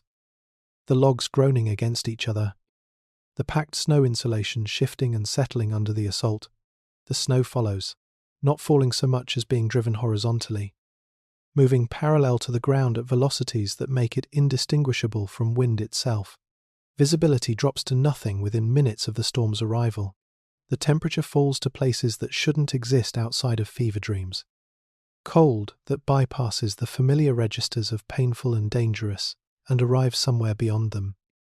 In territory that the body doesn't have adequate warning systems for, because nothing in the evolutionary history of warm-blooded mammals prepared them for this. You don't go outside for 3 days. Nobody does. You burn through firewood faster than you've burned it at any previous point in the winter. The fire running hot and constant against a cold that is actively, measurably winning the argument at the walls. The interior temperature dropping despite the fire's best efforts. The gap between survivable and unsurvivable, narrowing in ways you can feel in your extremities first, and then everywhere. 2 cabins in the valley collapse under the accumulated snow weight on the second night of the storm. You hear nothing over the wind's continuous roar. Learn about it only afterward. When the silence returns and the accounting begins. When the storm finally exhausts itself on the 4th day, and the wind drops and the snow settles, and the pale winter sun appears over the eastern ridge, like an apology. Bridger calls for volunteers. The game has been absent from the upper valley for weeks. Driven down to lower elevations by the same logic that drove the crow out in September. The snow is simply too deep here for animals to feed. And animals that cannot feed do not remain where they cannot feed. The lower valleys. 3 days' travel to the south, through snow, that will be chest deep in the open sections and deeper in the drifts. Might hold elk. Might hold deer. Might hold something killable and edible and worth the journey. Might. That word is doing a great deal of work in Bridger's proposal. and everyone in the assembled group understands exactly how much weight it's carrying. 6 men volunteer, including you and Jacob. William stays behind. You make the argument on his behalf before he can make it himself. Because watching him move through the cabin over the past week has told you everything you need to know about whether he has the reserves for a 3-day march through open country in post-blizzard conditions. His face, when you tell him, holds relief and shame in equal measure. And you squeeze his shoulder once and don't say anything reassuring, because reassurance would require making promises you can't keep. Bridger clasps your hand before the party sets out at dawn. His grip is the grip of a man who has sent people into difficult places before and knows the honest arithmetic of their return rates. The sky is pale and clear overhead. The snow stretches south in an unbroken white expanse. You shoulder your pack, check your rifle, and you walk into it, because walking into it is the only direction that leads anywhere, except here. The first day goes well enough to be misleading. The 6 of you make reasonable time through the southern reaches of the valley. The snowshoes distributing your weight across the surface crust and keeping you from sinking more than knee-deep in most places. The country opens up as you move away from the sheltered camp. Broader vistas, longer sightlines, the kind of landscape that under different circumstances would be genuinely beautiful. The mountains are ranged against the sky in formations that no painter back east could fully capture, because no painter back east has ever understood the scale. You cover 8 miles by evening and make camp in a stand of pines where the snow is shallower and the trees provide some windbreak, building a fire and huddling close to it, eating the small portions you've carried and trying not to calculate how many of those portions remain. The sky overnight is clear and full of stars, sharp and cold and impossibly remote, and you sleep in shifts with your back against the men on either side of you for warmth, waking to add wood to the fire, counting the hours until enough light exists to move again. The second morning arrives grey and still, which experienced men in these mountains know to read as carefully as they would read an unsigned letter. The stillness before weather is indistinguishable from ordinary stillness until the moment it isn't, and by the time the difference becomes clear, your options have already narrowed significantly. Hawkins, the oldest man in the party, looks at the sky for a long time over his morning cup of hot water without saying anything. Then he says they should turn back. Jacob disagrees. The argument goes around the circle, each man weighing what they left behind against what might be ahead. And the minutes that the argument consumes are minutes that the sky uses to make the decision for everyone. The storm is on you before the debate resolves, not gradually, not with the preliminary warning of increasing wind and thickening cloud that gives a man time to prepare, just suddenly, completely present, the way genuine danger often arrives after a period of false reassurance. The wind comes first with a force that makes standing upright a continuous physical negotiation. Then the snow. Then the whiteout. Visibility collapsing from 100 yards to 10 to nothing. The world shrinking to the few feet of churned white immediately around your body, and the shapes of the men you can still see if you don't let them get more than arm's length away. Stay together, Jacob shouts, and his voice reaches you muffled and directionless. The wind taking the sound and distributing it evenly in all directions so that it seems to come from everywhere and nowhere simultaneously. You grab the coat of the man nearest to you. Someone grabs yours. The 6 of you form a chain, stumbling forward without a clear sense of forward, the familiar landmarks of the landscape erased by the white. The ground and sky merging into a single, undifferentiated brightness that tells you nothing about where you are or which direction leads to shelter. There is no shelter here. The valley floor is open and exposed. The tree line, a memory that the storm has swallowed, and the cold that is pressing through your clothes has stopped feeling like cold and started feeling like pain, which is the transition point that matters, the place where the body's warning systems shift from discomfort to emergency. You find a drift large enough for the purpose and you start digging with your hands, because your hands are what you have, and what you have is what you use. The snow cave is the oldest emergency shelter in the cold weather wilderness. a hollow burrowed into a drift, large enough for a man to curl inside. The snow itself providing the insulation that no other available material can match. The body heat of the occupant warming the enclosed space to temperatures that are survivable even when the outside air is lethal. You dig while Jacob digs beside you, both of you working with the focused desperation of men who understand that the alternative to finishing this hole is not remaining in the storm. Remaining in the storm is also a choice, just one with a known outcome. The cave takes shape slowly. A chamber at the end of a short tunnel, rough and uneven, and barely large enough for two men pressed together, but enclosed. And enclosed is everything right now. You and Jacob crawl inside. Drag your packs in after you. Block the entrance with packed snow, leaving a ventilation hole the size of your fist. And then you try to make fire and discover that your hands are not hands anymore in any functional sense, but rather frozen approximations of hands.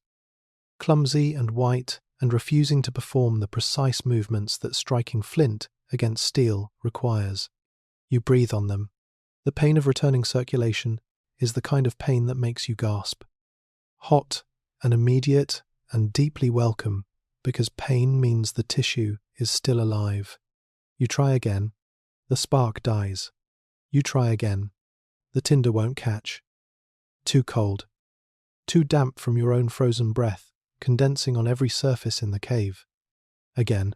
Jacob's hands are worse than yours. The frostbite that has been threatening his fingers all winter, advancing in the cold of the cave with nothing to stop it. He drops the flint. Cannot find it. You find it by feel. Position it with fingers that belong to someone else. And on what might be the 30th attempt, a spark lands in the tinder and holds. Glows. Brightens against every expectation into a small and dancing flame that is the most purely beautiful thing you have ever seen in your life. You feed it with scraps of cloth and leather and wood and your own relief, and it grows. And the cave warms by imperceptible degrees. And outside the storm rages against a world it is winning, and inside you are still here, still breathing, holding a flame that cost everything you had left to light. The hunting party returns to camp empty-handed, and the camp receives this information with the silence of people who expected it and were hoping to be wrong. William meets you at the cabin door, reads the absence of anything in your packs and the specific quality of exhaustion in your faces, and steps aside without asking questions. Jacob's fingers are wrapped in strips of cloth torn from his spare shirt, two of them showing the dark discoloration at the tips that everyone in the brigade has learned to recognize and nobody wants to see on themselves or their partners. You collapse onto your pine bough bed and sleep for 14 hours. A sleep so deep it has no dreams. Just darkness and the slow work of a body trying to repair itself with resources it doesn't quite have. When you wake, nothing has changed except that another day has passed, and the food supply is one day smaller, and Bridger's count of the dead has grown by one more name. A man named Harrison, who went to sleep 2 nights ago and didn't wake up. His fire burned out. His body cold when his neighbours came to check on him in the morning. 12 dead now. Maybe 13. The uncertainty itself, a measure of how badly the winter has disrupted the brigade's ability to maintain an accurate accounting of its own members. Bridger writes the names in his small book with the same hand he uses to track beaver pelts. And the parallel record-keeping has stopped seeming strange and started seeming like the only appropriate response to a situation in which men and merchandise occupy the same ledger of loss. The cabin fever arrives not as a single event, but as a gradual erosion. The way a riverbank gives way, slowly and then suddenly. The underlying structure compromised long before the surface shows the damage. You recognize it in yourself first because you've been watching for it. Because you know the story of Jennings from 2 winters back, and the story has been living in your head like a cautionary ghost since December. Jennings was an experienced trapper, not a greenhorn, not a man given to instability under normal conditions, who became convinced over 3 weeks of confinement that his partners were stealing his food, eating extra portions while he slept, conducting a conspiracy of incremental theft against him. The conviction grew without evidence. fed by the combination of hunger and darkness and confinement that this winter has been administering in industrial quantities. The argument that followed killed one man and destroyed another, and the one who survived was found in spring, staring at nothing, making sounds that had stopped being language. You watch yourself for the signs, the irrational surges of anger that rise without adequate cause, the hours of blank staring at the cabin wall that you only recognize as blank staring when Jacob's voice pulls you back, the mounting certainty on certain dark mornings that the walls are measurably closer than they were yesterday. You don't tell Jacob about the anger. You push it down through the same deliberate breathing that you use to manage cold. Steady. Controlled. Attention on the present moment rather than on the accumulated weight of everything the winter has taken. It works most of the time. Most of the time is enough. William has developed his own system, and it involves the cabin wall.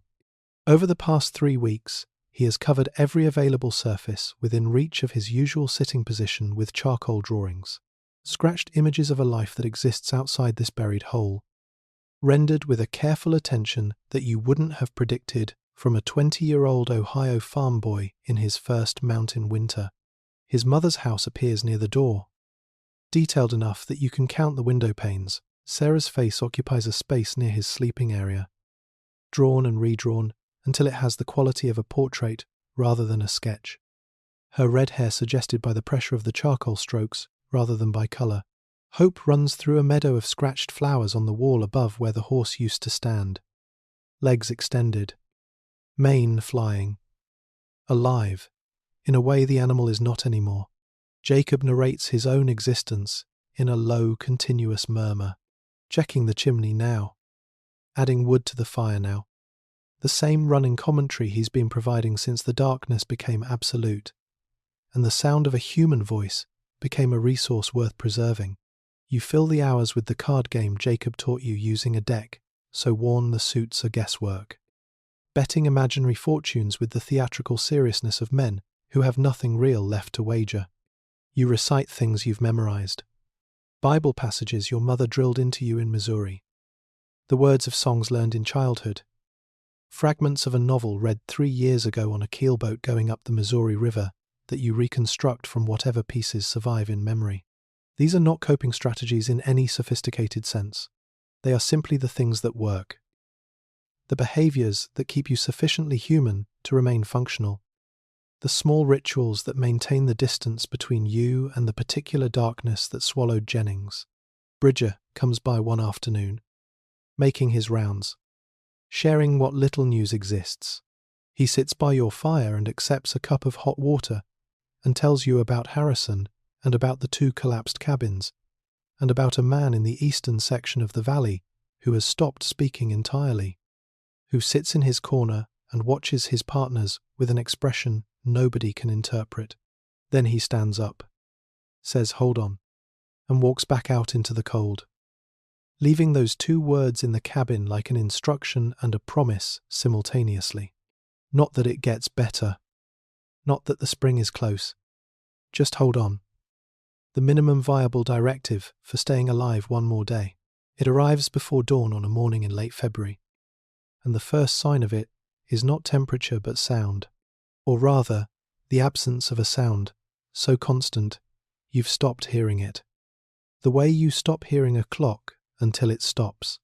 The wind that has been working at the cabin walls every night since November simply isn't there when you surface from sleep, and the silence it leaves behind is so startling that you lie still for several minutes, trying to identify what's wrong, before you understand that nothing is wrong. That the absence itself is the thing, that the wind has stopped and the world outside has gone quiet in a way it hasn't been since September. You get up and open the cabin door, and the air that comes in is different. Not warm by any reasonable definition of the word. Your breath still steams. The snow is still everywhere. The mountains are still white from base to summit, but different in quality. Softer, carrying less of the lethal intention that winter air has carried for months. A Chinook, the warm western wind that descends from the peaks and raises the temperature 20 degrees in hours. A meteorological reprieve that the mountains offer occasionally without warning and withdraw without apology. a reminder that the system producing all this cold is not monolithic, that it has gaps and variations and moments of something approaching clemency. You stand in the cabin doorway and feel it on your face, and you don't move for a long time. Jacob comes up behind you. He doesn't say anything. He just stands there too. The two of you framed in the doorway of your buried cabin, letting the slightly less cold air wash over skin that has forgotten what almost warm feels like. By mid-morning, the valley has changed in ways that seem impossible, given how permanent the winter has felt. Icicles have appeared along the roofline of every buried cabin, crystal formations that catch the pale sun and throw it back in small fragments of light. And they are dripping, actually dripping, water falling from their tips in a rhythm that you stand and listen to for 10 minutes, because the sound of liquid water in motion is something you haven't heard since November, and it turns out to have been more important to you than you knew. The sound of water moving is the sound of a world that isn't frozen solid. A world where things can change state, where ice can become water and winter can become spring, where the fixed and deadly permanence of the past 4 months is not in fact permanent, but is instead a condition with a defined endpoint somewhere on the other side of the calendar. The snow begins to settle and compact under its own weight, the surface dropping visibly over the course of the afternoon as the top layers lose their rigidity. Not melting exactly. The temperature is still well below freezing, but yielding. The molecular structure of the ice loosening infinitesimally. The season beginning the long process of releasing its grip. The thin men emerge from their buried mounds all across the valley, drawn outside by the same instinct that brings animals out after a storm. Blinking in the light, standing in small groups without much to say. Just being outside and alive and feeling something on their faces that isn't trying to kill them. Bridger addresses the assembled survivors in the afternoon, his voice carrying the careful calibration of a man who needs to offer hope without overpromising it, who understands that false hope in the mountains is its own kind of danger. A few more weeks, he says, maybe a month. Then the passes will open and the brigade can move. He doesn't say this makes everything fine. He doesn't say the worst is over, because he doesn't know that, and wouldn't insult these men by pretending. What he says is that the winter has a duration, and the duration has an end, and the end is now measurable in weeks, rather than in the formless expanse that months of identical cold days produce in the mind. A month sounds like forever when you're eating 2 strips of dried meat a day and watching your body consume itself. A month also sounds like nothing at all when you've already survived 4 of them under conditions that should have been unsurvivable. The Chinook lasts 3 days. On the 4th morning, the temperature plunges back to its previous brutality. The soft air replaced by the hard cold that has been this winter's default setting. And you feel the return of it in your bones before you're fully awake. The familiar ache of a body that has been cold for so long that warmth has become the anomaly. But something has genuinely changed. And you feel the change, even through the returning cold. The days are longer. Measurably. Visibly longer. The sun clearing the eastern ridge earlier, and the light lingering past the western peaks later. The angle of the light is different. Lower and more golden. The light of a sun that is beginning to mean business again after months of showing up without conviction. The snow doesn't look quite as deep as it did a week ago. The shadows it casts are slightly bluer, slightly softer. Spring is not here. Spring is not even close. By any honest assessment of what close means in the Rocky Mountains in late February. But spring is no longer theoretical. Spring has become a direction, a destination, something you can point toward with increasing confidence, that pointing toward it is not an act of delusion, but of navigation. You go back inside. You feed the fire. You sit in the smoky warmth and you let yourself feel, for the first time in months, the specific and carefully rationed emotion of something that might become hope. The real thaw arrives in the 2nd week of April without drama or announcement, which is how the most significant things in the wilderness tend to arrive, not with the fanfare that their importance seems to demand, but quietly, incrementally, the accumulation of small changes adding up to a transformation that you only fully recognize when you look back at where you started. The first morning you wake to birdsong. You lie still for a full minute before accepting that the sound is real. After 6 months of a soundscape consisting of wind and fire and the occasional gunshot and the wolves, the song of a small brown bird in a pine tree outside the buried cabin is so incongruous that your mind initially files it as hallucination, as one of the auditory tricks that extended deprivation can produce. Then you open the cabin door and the bird is there. Actually there. A sparrow or something close to it, hopping through the slush at the base of a pine tree, pecking at the ground where the snow has thinned enough to expose patches of the earth underneath, going about its small business with the cheerful indifference of a creature that doesn't know it's supposed to be extraordinary. You stand in the doorway watching it for longer than is strictly necessary for a man with limited energy to spend standing in a doorway. Jacob comes up behind you, sees what you're looking at, and stands there too. Neither of you speaks. The bird hops and pecks and ignores you completely, which is perhaps the best thing about it. Its absolute normalcy. Its refusal to acknowledge that anything unusual has been happening in this valley. Its simple insistence on being a bird doing bird things in a world where being a bird doing bird things is once again possible. The snow retreats with a speed that feels aggressive after the patience with which it accumulated. What took months to build up surrenders in days. The drifts that stood 15 feet high in January, shrinking to 8, to 5, to 3. The paths between cabins reappearing from the white, like words emerging from a page that has been held too close to a flame, scorched at the edges, imperfect, but legible again. The river reclaims its voice. You hear it before, you see it free of ice. The sound of moving water working its way through the ice that still covers the banks. A low and persistent conversation that grows louder each day as more of the river's surface opens to the air. And as the snow retreats, it gives back what it has been holding. This is the part nobody talks about at Rendezvous, in the stories told around fires by survivors of hard winters. The bright version of those months left out of the telling in favour of the dramatic and the survivable. The snow gives back the bodies. Cooper is the first one you find, a trapper you knew well enough to have shared a fire with.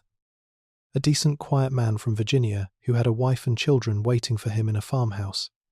You can picture from his descriptions of it. He's face down in a drift that has melted to his shoulders, one arm extended forward, reaching for something that wasn't there when he needed it. You and Jacob dig him out, and you say the words you remember from the Bible your mother gave you, the ones that feel too small for what they're being asked to carry. And you pile rocks on top of him because the ground is still too frozen for anything better. The accounting that follows over the next 2 weeks is the most difficult work of a winter that has not been short of difficult work. Thomas Mitchell and his brother are found in their cabin, curled in their beds. The firewood exhausted and the walls stripped of everything that would burn.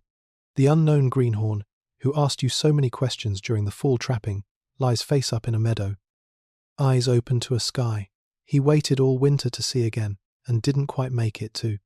Henderson, who lost his horses to the wolves and kept going anyway on stubbornness alone, is found sitting against a pine tree with his rifle across his knees, as if he simply stopped to rest and the cold caught him in that moment of stillness. Each discovery follows the same pattern. The approach through the thinning snow, the recognition, the inadequate words. The rocks. Bridger keeps his count in the small book. Each name written in the same hand that records beaver pelts and trade goods. The same careful letters applied to the names of men as to the descriptions of merchandise. Because in the end, the ledger doesn't distinguish between them, and perhaps neither should you. Both represent the cost of doing business in a wilderness that charges whatever it decides to charge and does not negotiate. 18 dead by the final count. 18 out of 30 who rode north in September, full of the particular confidence that experience in hard places generates. The confidence that says, I've survived this before and I'll survive it again. 12 alive. 12 men standing in the April sunlight, blinking, thin as winter grass, carrying the names of 18 others in the only archive that will ever hold them. The memories of the men who were there, who saw it, who lived through the same winter and came out the other side. changed in ways that won't finish revealing themselves for years. The pass is open in the 3rd week of April. Confirmed by a scout, Bridger sends up 2 days before the brigade moves. A lean, weathered man named Garrett who fights his way through the last of the drifts on the high ground and comes back with mud on his moccasins and the news that the way south is passable. Difficult but paceable, which, in the vocabulary of this particular winter, means something very close to miraculous. Bridger announces the departure for the following morning, and the evening that precedes it has a quality unlike any other evening of the winter, not celebratory. The survivors are too depleted for celebration and too aware of the empty spaces to fill them with noise, but charged with something, an aliveness in the atmosphere of the scattered cabins that has been absent since November. You spend the evening sorting through what remains of your kit, making the calculations that the journey requires. Your rifle, cleaned and loaded. Your traps, the ones you can carry. The rest abandoned to the wilderness. Your bundle of pelts. The season's take reduced by the early storms, but still representing months of work. Beaver, mostly.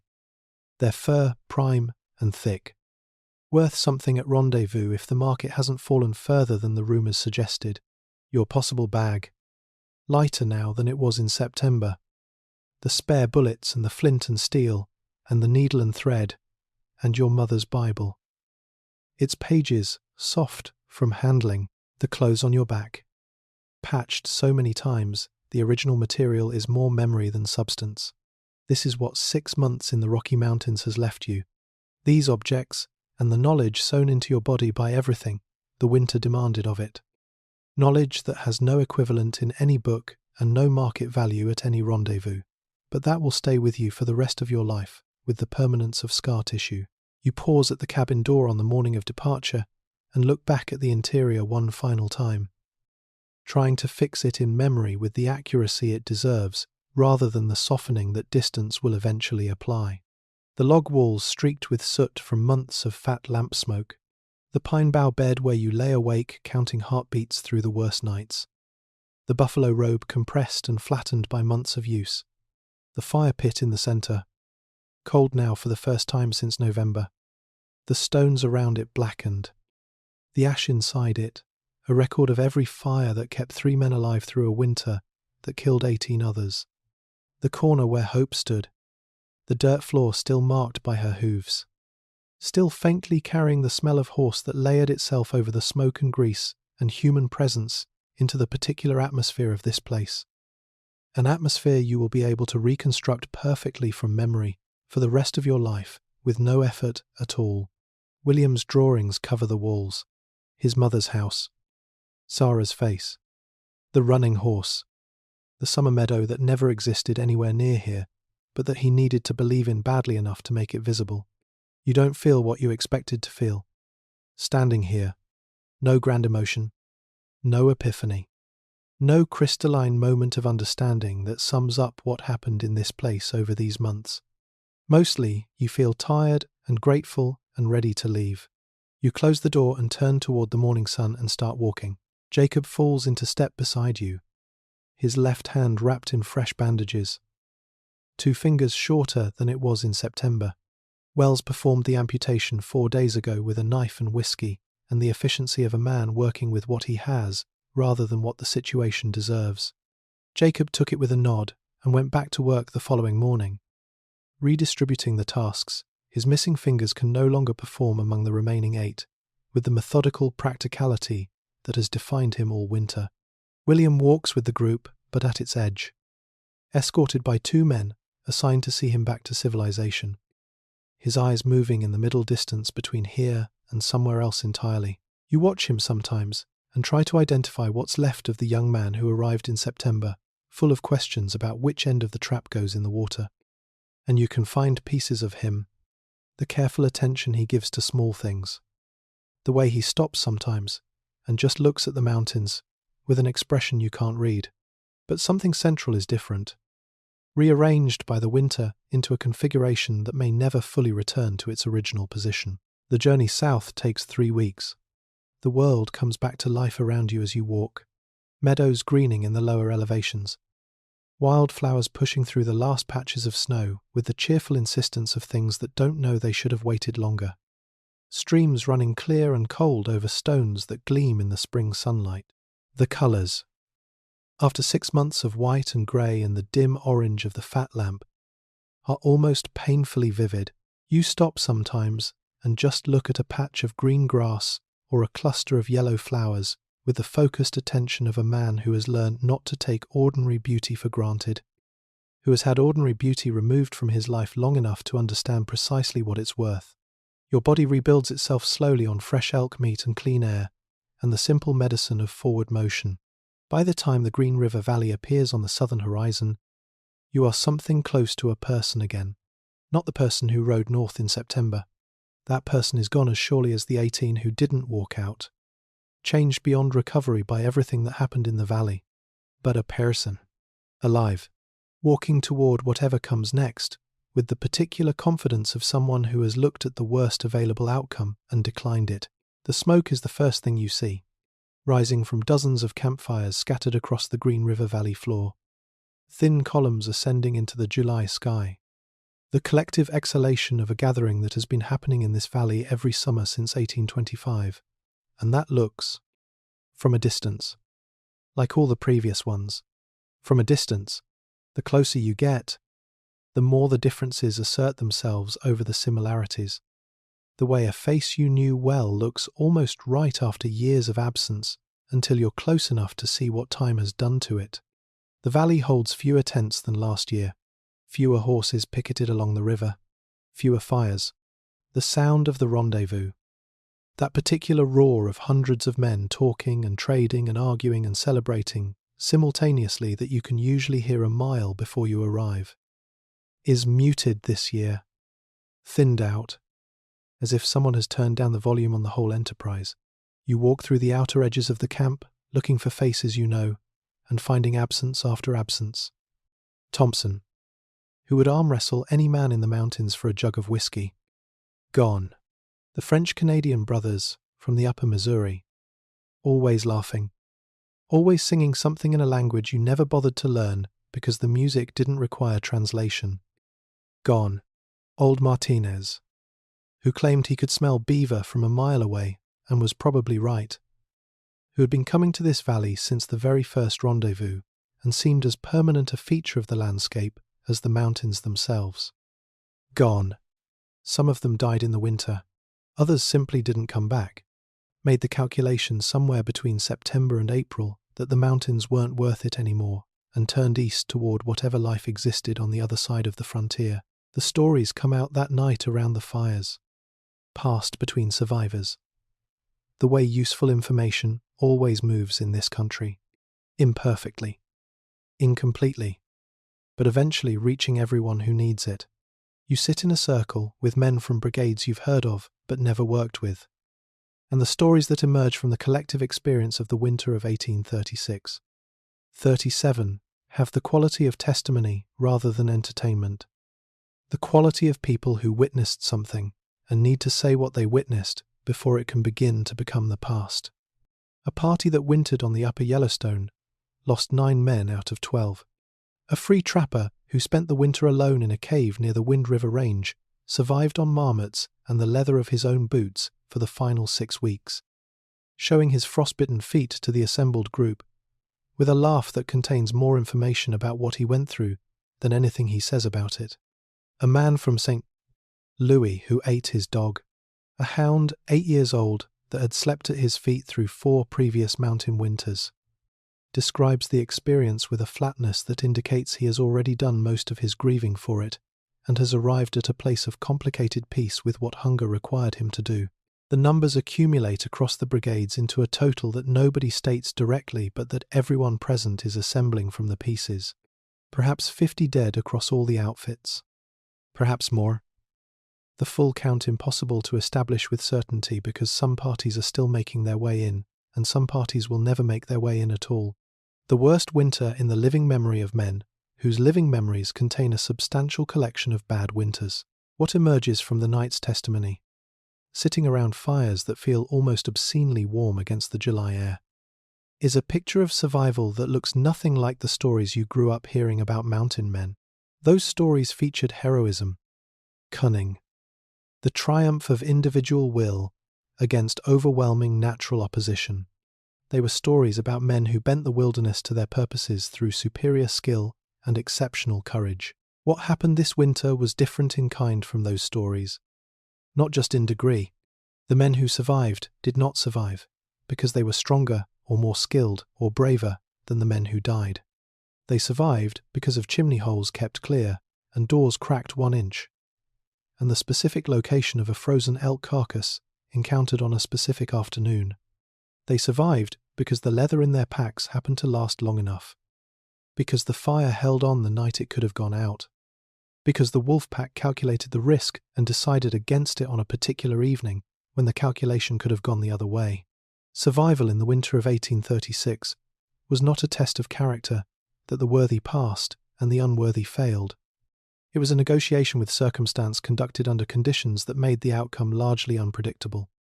And the men sitting around these fires are not the ones who won the negotiation, so much as the ones the negotiation happened to spare.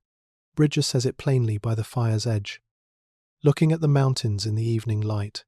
Not many left, he says, meaning the mountain men, meaning the whole enterprise, meaning the era. Osborne Russell, sitting nearby with his journal open on his knee, writes something down. You watch him write and think about the names in Bridger's small book, the 18 written in the same hand as the beaver pelts, and you understand that Russell is doing the same thing with a wider scope, writing down what happened before the people who experienced it are gone, and the only record left is silence. The beaver market delivers its verdict at rendezvous with the impersonal efficiency of an economic force that has no interest in the human cost of the information it's conveying. The company buyers sit behind their tables with their ledgers and their carefully maintained expressions of business-like neutrality, and they offer prices that would have seemed like insults 3 years ago and feel like something worse than insults now. After everything the winter required to produce the pelts being weighed and assessed and entered into those ledgers, $4 a pound where it used to be $6, $3.50 for anything less than prime. The market is soft, the buyers say, in the tone of men delivering news they didn't create and don't feel responsible for. Demand is down. The fashion houses in London and Boston and Paris are moving away from beaver felt towards silk, toward the lighter and cheaper and more easily produced material that can give a gentleman's hat the same profile, without requiring anyone to spend the winter in the Rocky Mountains, pulling animals out of frozen streams. The shift has been coming for years. Everyone at Rendezvous knew it was coming, talked about it at every gathering since at least 1833, noted the smaller supply wagons and the softer prices and the thinning crowds, and understood that these were not temporary fluctuations, but the directional indicators of an industry approaching its end. Knowing hasn't made arriving there any easier. You look at your bundle of pelts, the season's take, reduced by the early snows, but still representing 6 months of the hardest work you have ever done, and you do the mathematics, and the mathematics produce a number that is technically a profit, and practically an argument for questioning every decision that led you to this valley. Bridger finds you by the river on the second evening of Rendezvous, the way he found you by a different river back in September when this whole sequence of events began. And he sits down beside you without ceremony and looks at the water for a while before he speaks.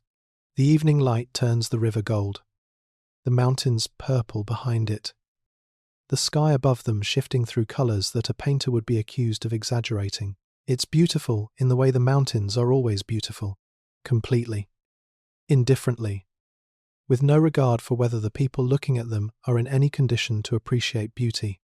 The trade is ending, Bridger says, not as a complaint or a lament, just as information, stated with the same directness he used to tell you the Crow were moving south in September. Another 10 years, maybe less, and there won't be any brigades, any rendezvous, any of this, just farmers coming through on their way to Oregon, missionaries trying to improve people who didn't ask to be improved, soldiers building forts in places that don't need forts, the wilderness that seemed infinite when he first came into it as a 17-year-old in 1822 has been revealing its limits ever since.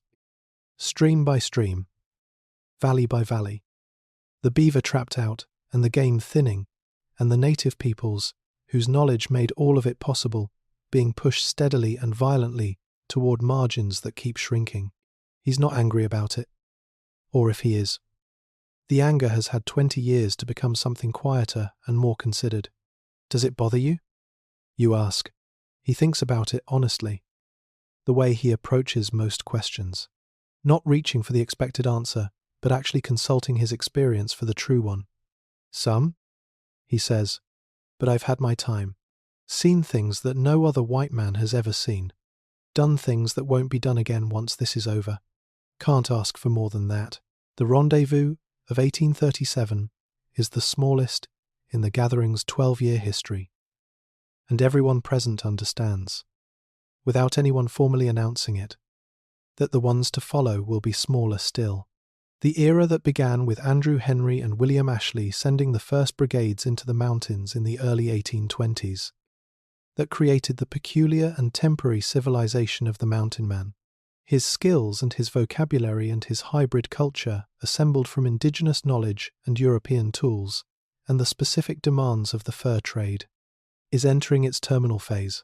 The men sitting around these fires, trading stories and whiskey and the hard-won knowledge of the winter just survived, are the last generation of something, a way of life brief enough that the men who started it are still alive to see it end. You think about this as the rendezvous breaks up and the last wagons roll east and the last trading tents come down and the Green River Valley begins its return to the silence that is its natural state. You think about the 18 names in Bridges' book. Men who gave the winter everything they had and didn't get spring in return. They died in an industry that is itself dying, for a commodity that the world has decided it no longer requires, in a wilderness that will outlast every human story ever told in its shadow by a margin of time too large to meaningfully imagine. And yet the stories matter. The names matter. Thomas Mitchell and his brother. Charles from Kentucky. Cooper reaching for something in the snow. Collins, who walked out one night and became part of the mountain's permanent record rather than the human one. They were here. They lived and worked and endured and died in a place of such extravagant beauty and such complete indifference to their survival that the combination constitutes something worth remembering. You trade your pelts for supplies and a number written in a ledger that represents the season's income and bears no relationship to the season's actual cost. You repack your kit. You look at the mountains one more time in the evening light. You try to decide what comes next, and find that the decision is simpler than you expected. The mountains are still there, still full of country that nobody has mapped, still offering the particular freedom that no amount of rational calculation has ever been sufficient argument against. You're going back. You knew it before you asked yourself the question. Some decisions make themselves. You leave the rendezvous in the last days of July with a small party heading north. And among the new men who join the group are several who remind you so forcefully of yourself 3 years ago that the recognition carries a physical quality. A kind of vertige. They're young. One of them can't be more than 18. His face unweathered. His eyes moving across the landscape with the brightness of people who are seeing things for the first time and haven't yet learned to read what they're seeing. They ask questions constantly. The same questions you asked when you were new. The same questions that William asked during the fall trapping that now feels like it happened in a different life, belonging to a different person. How do you read the water for beaver sign? How do you tell a safe ice crossing from a dangerous one? How do you build a chimney that draws without filling the cabin with smoke? You answer them with patience because patience costs you nothing, and because you remember the men who answered your questions 3 years ago with the same patience. Some of them now in Bridges' book. Their knowledge transferred into you before the winter took them. Surviving in the only archive available to people who don't write things down. The young men listen carefully. The way people listen when they understand that what they're hearing is genuinely useful. And you find that the teaching does something for you as well. Each explanation requiring you to articulate what you know, to convert experience into language, to hold the winter up to examination and extract from it something transferable. It doesn't make the winter smaller. Nothing will ever make the winter smaller. but it makes it mean something beyond itself. And meaning is perhaps the only thing the mountains have never been able to take away from the people who survive them. Jacob walks beside you through the first week of travel, his 8-fingered grip on his rifle perfectly functional, his body rebuilding itself on summer meat and long days of forward motion in the way that bodies are designed to rebuild. Stubbornly and without complaint, he talks more than he used to, not the survival narration of the buried cabin, the running commentary that kept him anchored to reality through the worst of the darkness, but actual conversation, the kind that moves between topics without agenda, the kind that indicates a mind comfortable enough with its surroundings to wander. He talks about Staint, Louis, about the girl who wouldn't wait, about a brother who runs a dry goods store in Cincinnati who has probably assumed by now that Jacob is dead and has perhaps even mourned him, which Jacob finds both touching and faintly comic. He talks about what he might do when the mountains finally release him. Not if. When. The distinction deliberate and new. The voice of a man who has decided that living long enough to have a future is itself a viable plan. William parts from the group at the first settlement they pass through, a small trading post on the southern edge of the mountain country where the 2 men assigned to escort him deliver him into the care of people who know how to handle, someone who has come back from somewhere they can't quite leave. You shake his hand when you say goodbye. He looks at you with the eyes of a man who is mostly present and occasionally somewhere else. And he says your name clearly, which feels like a gift. You tell him to find Sarah. He nods. You don't know if he will. You hope he does. You walk north and don't look back, because looking back is a habit the mountains eventually cure you of. The peaks rise around you as you gain elevation, familiar and vast, and entirely themselves. The same mountains that watched 18 men die in their shadow this past winter. The same mountains that will watch other men die in other winters to come. The same mountains that were standing here 10,000 years before the first human being arrived in this country, and will be standing here 10,000 years after the last one leaves. They don't know your name. They don't know what you survived, or what it cost, or what you had to eat to get through it, or which of the men who rode out with you in September are buried in the valley, and which are walking behind you now. The mountains don't carry memory the way people do. That's the human job, the specific and non-transferable responsibility of the ones who were there. To remember, to carry the names forward, to tell the story with enough accuracy that the people who hear it understand not just what happened, but what it meant to be inside it. The winter of 1836 was not a story about heroism, though there was endurance in it that deserves a word at least as strong. It was not a story about the triumph of the human spirit over adversity, though the human spirit was present throughout and did not entirely disgrace itself. It was a story about 18 men who died and 12 who didn't, and the distance between those two groups measured not in courage or skill or worthiness, but in the accumulation of small choices and smaller mercies, and the particular grace of fires that held through the night when other fires went out. Keep the chimney clear. Crack the door 1 inch. Keep going. The stars appear as the light fails. The same stars that watched over the buried cabin through all those months of darkness.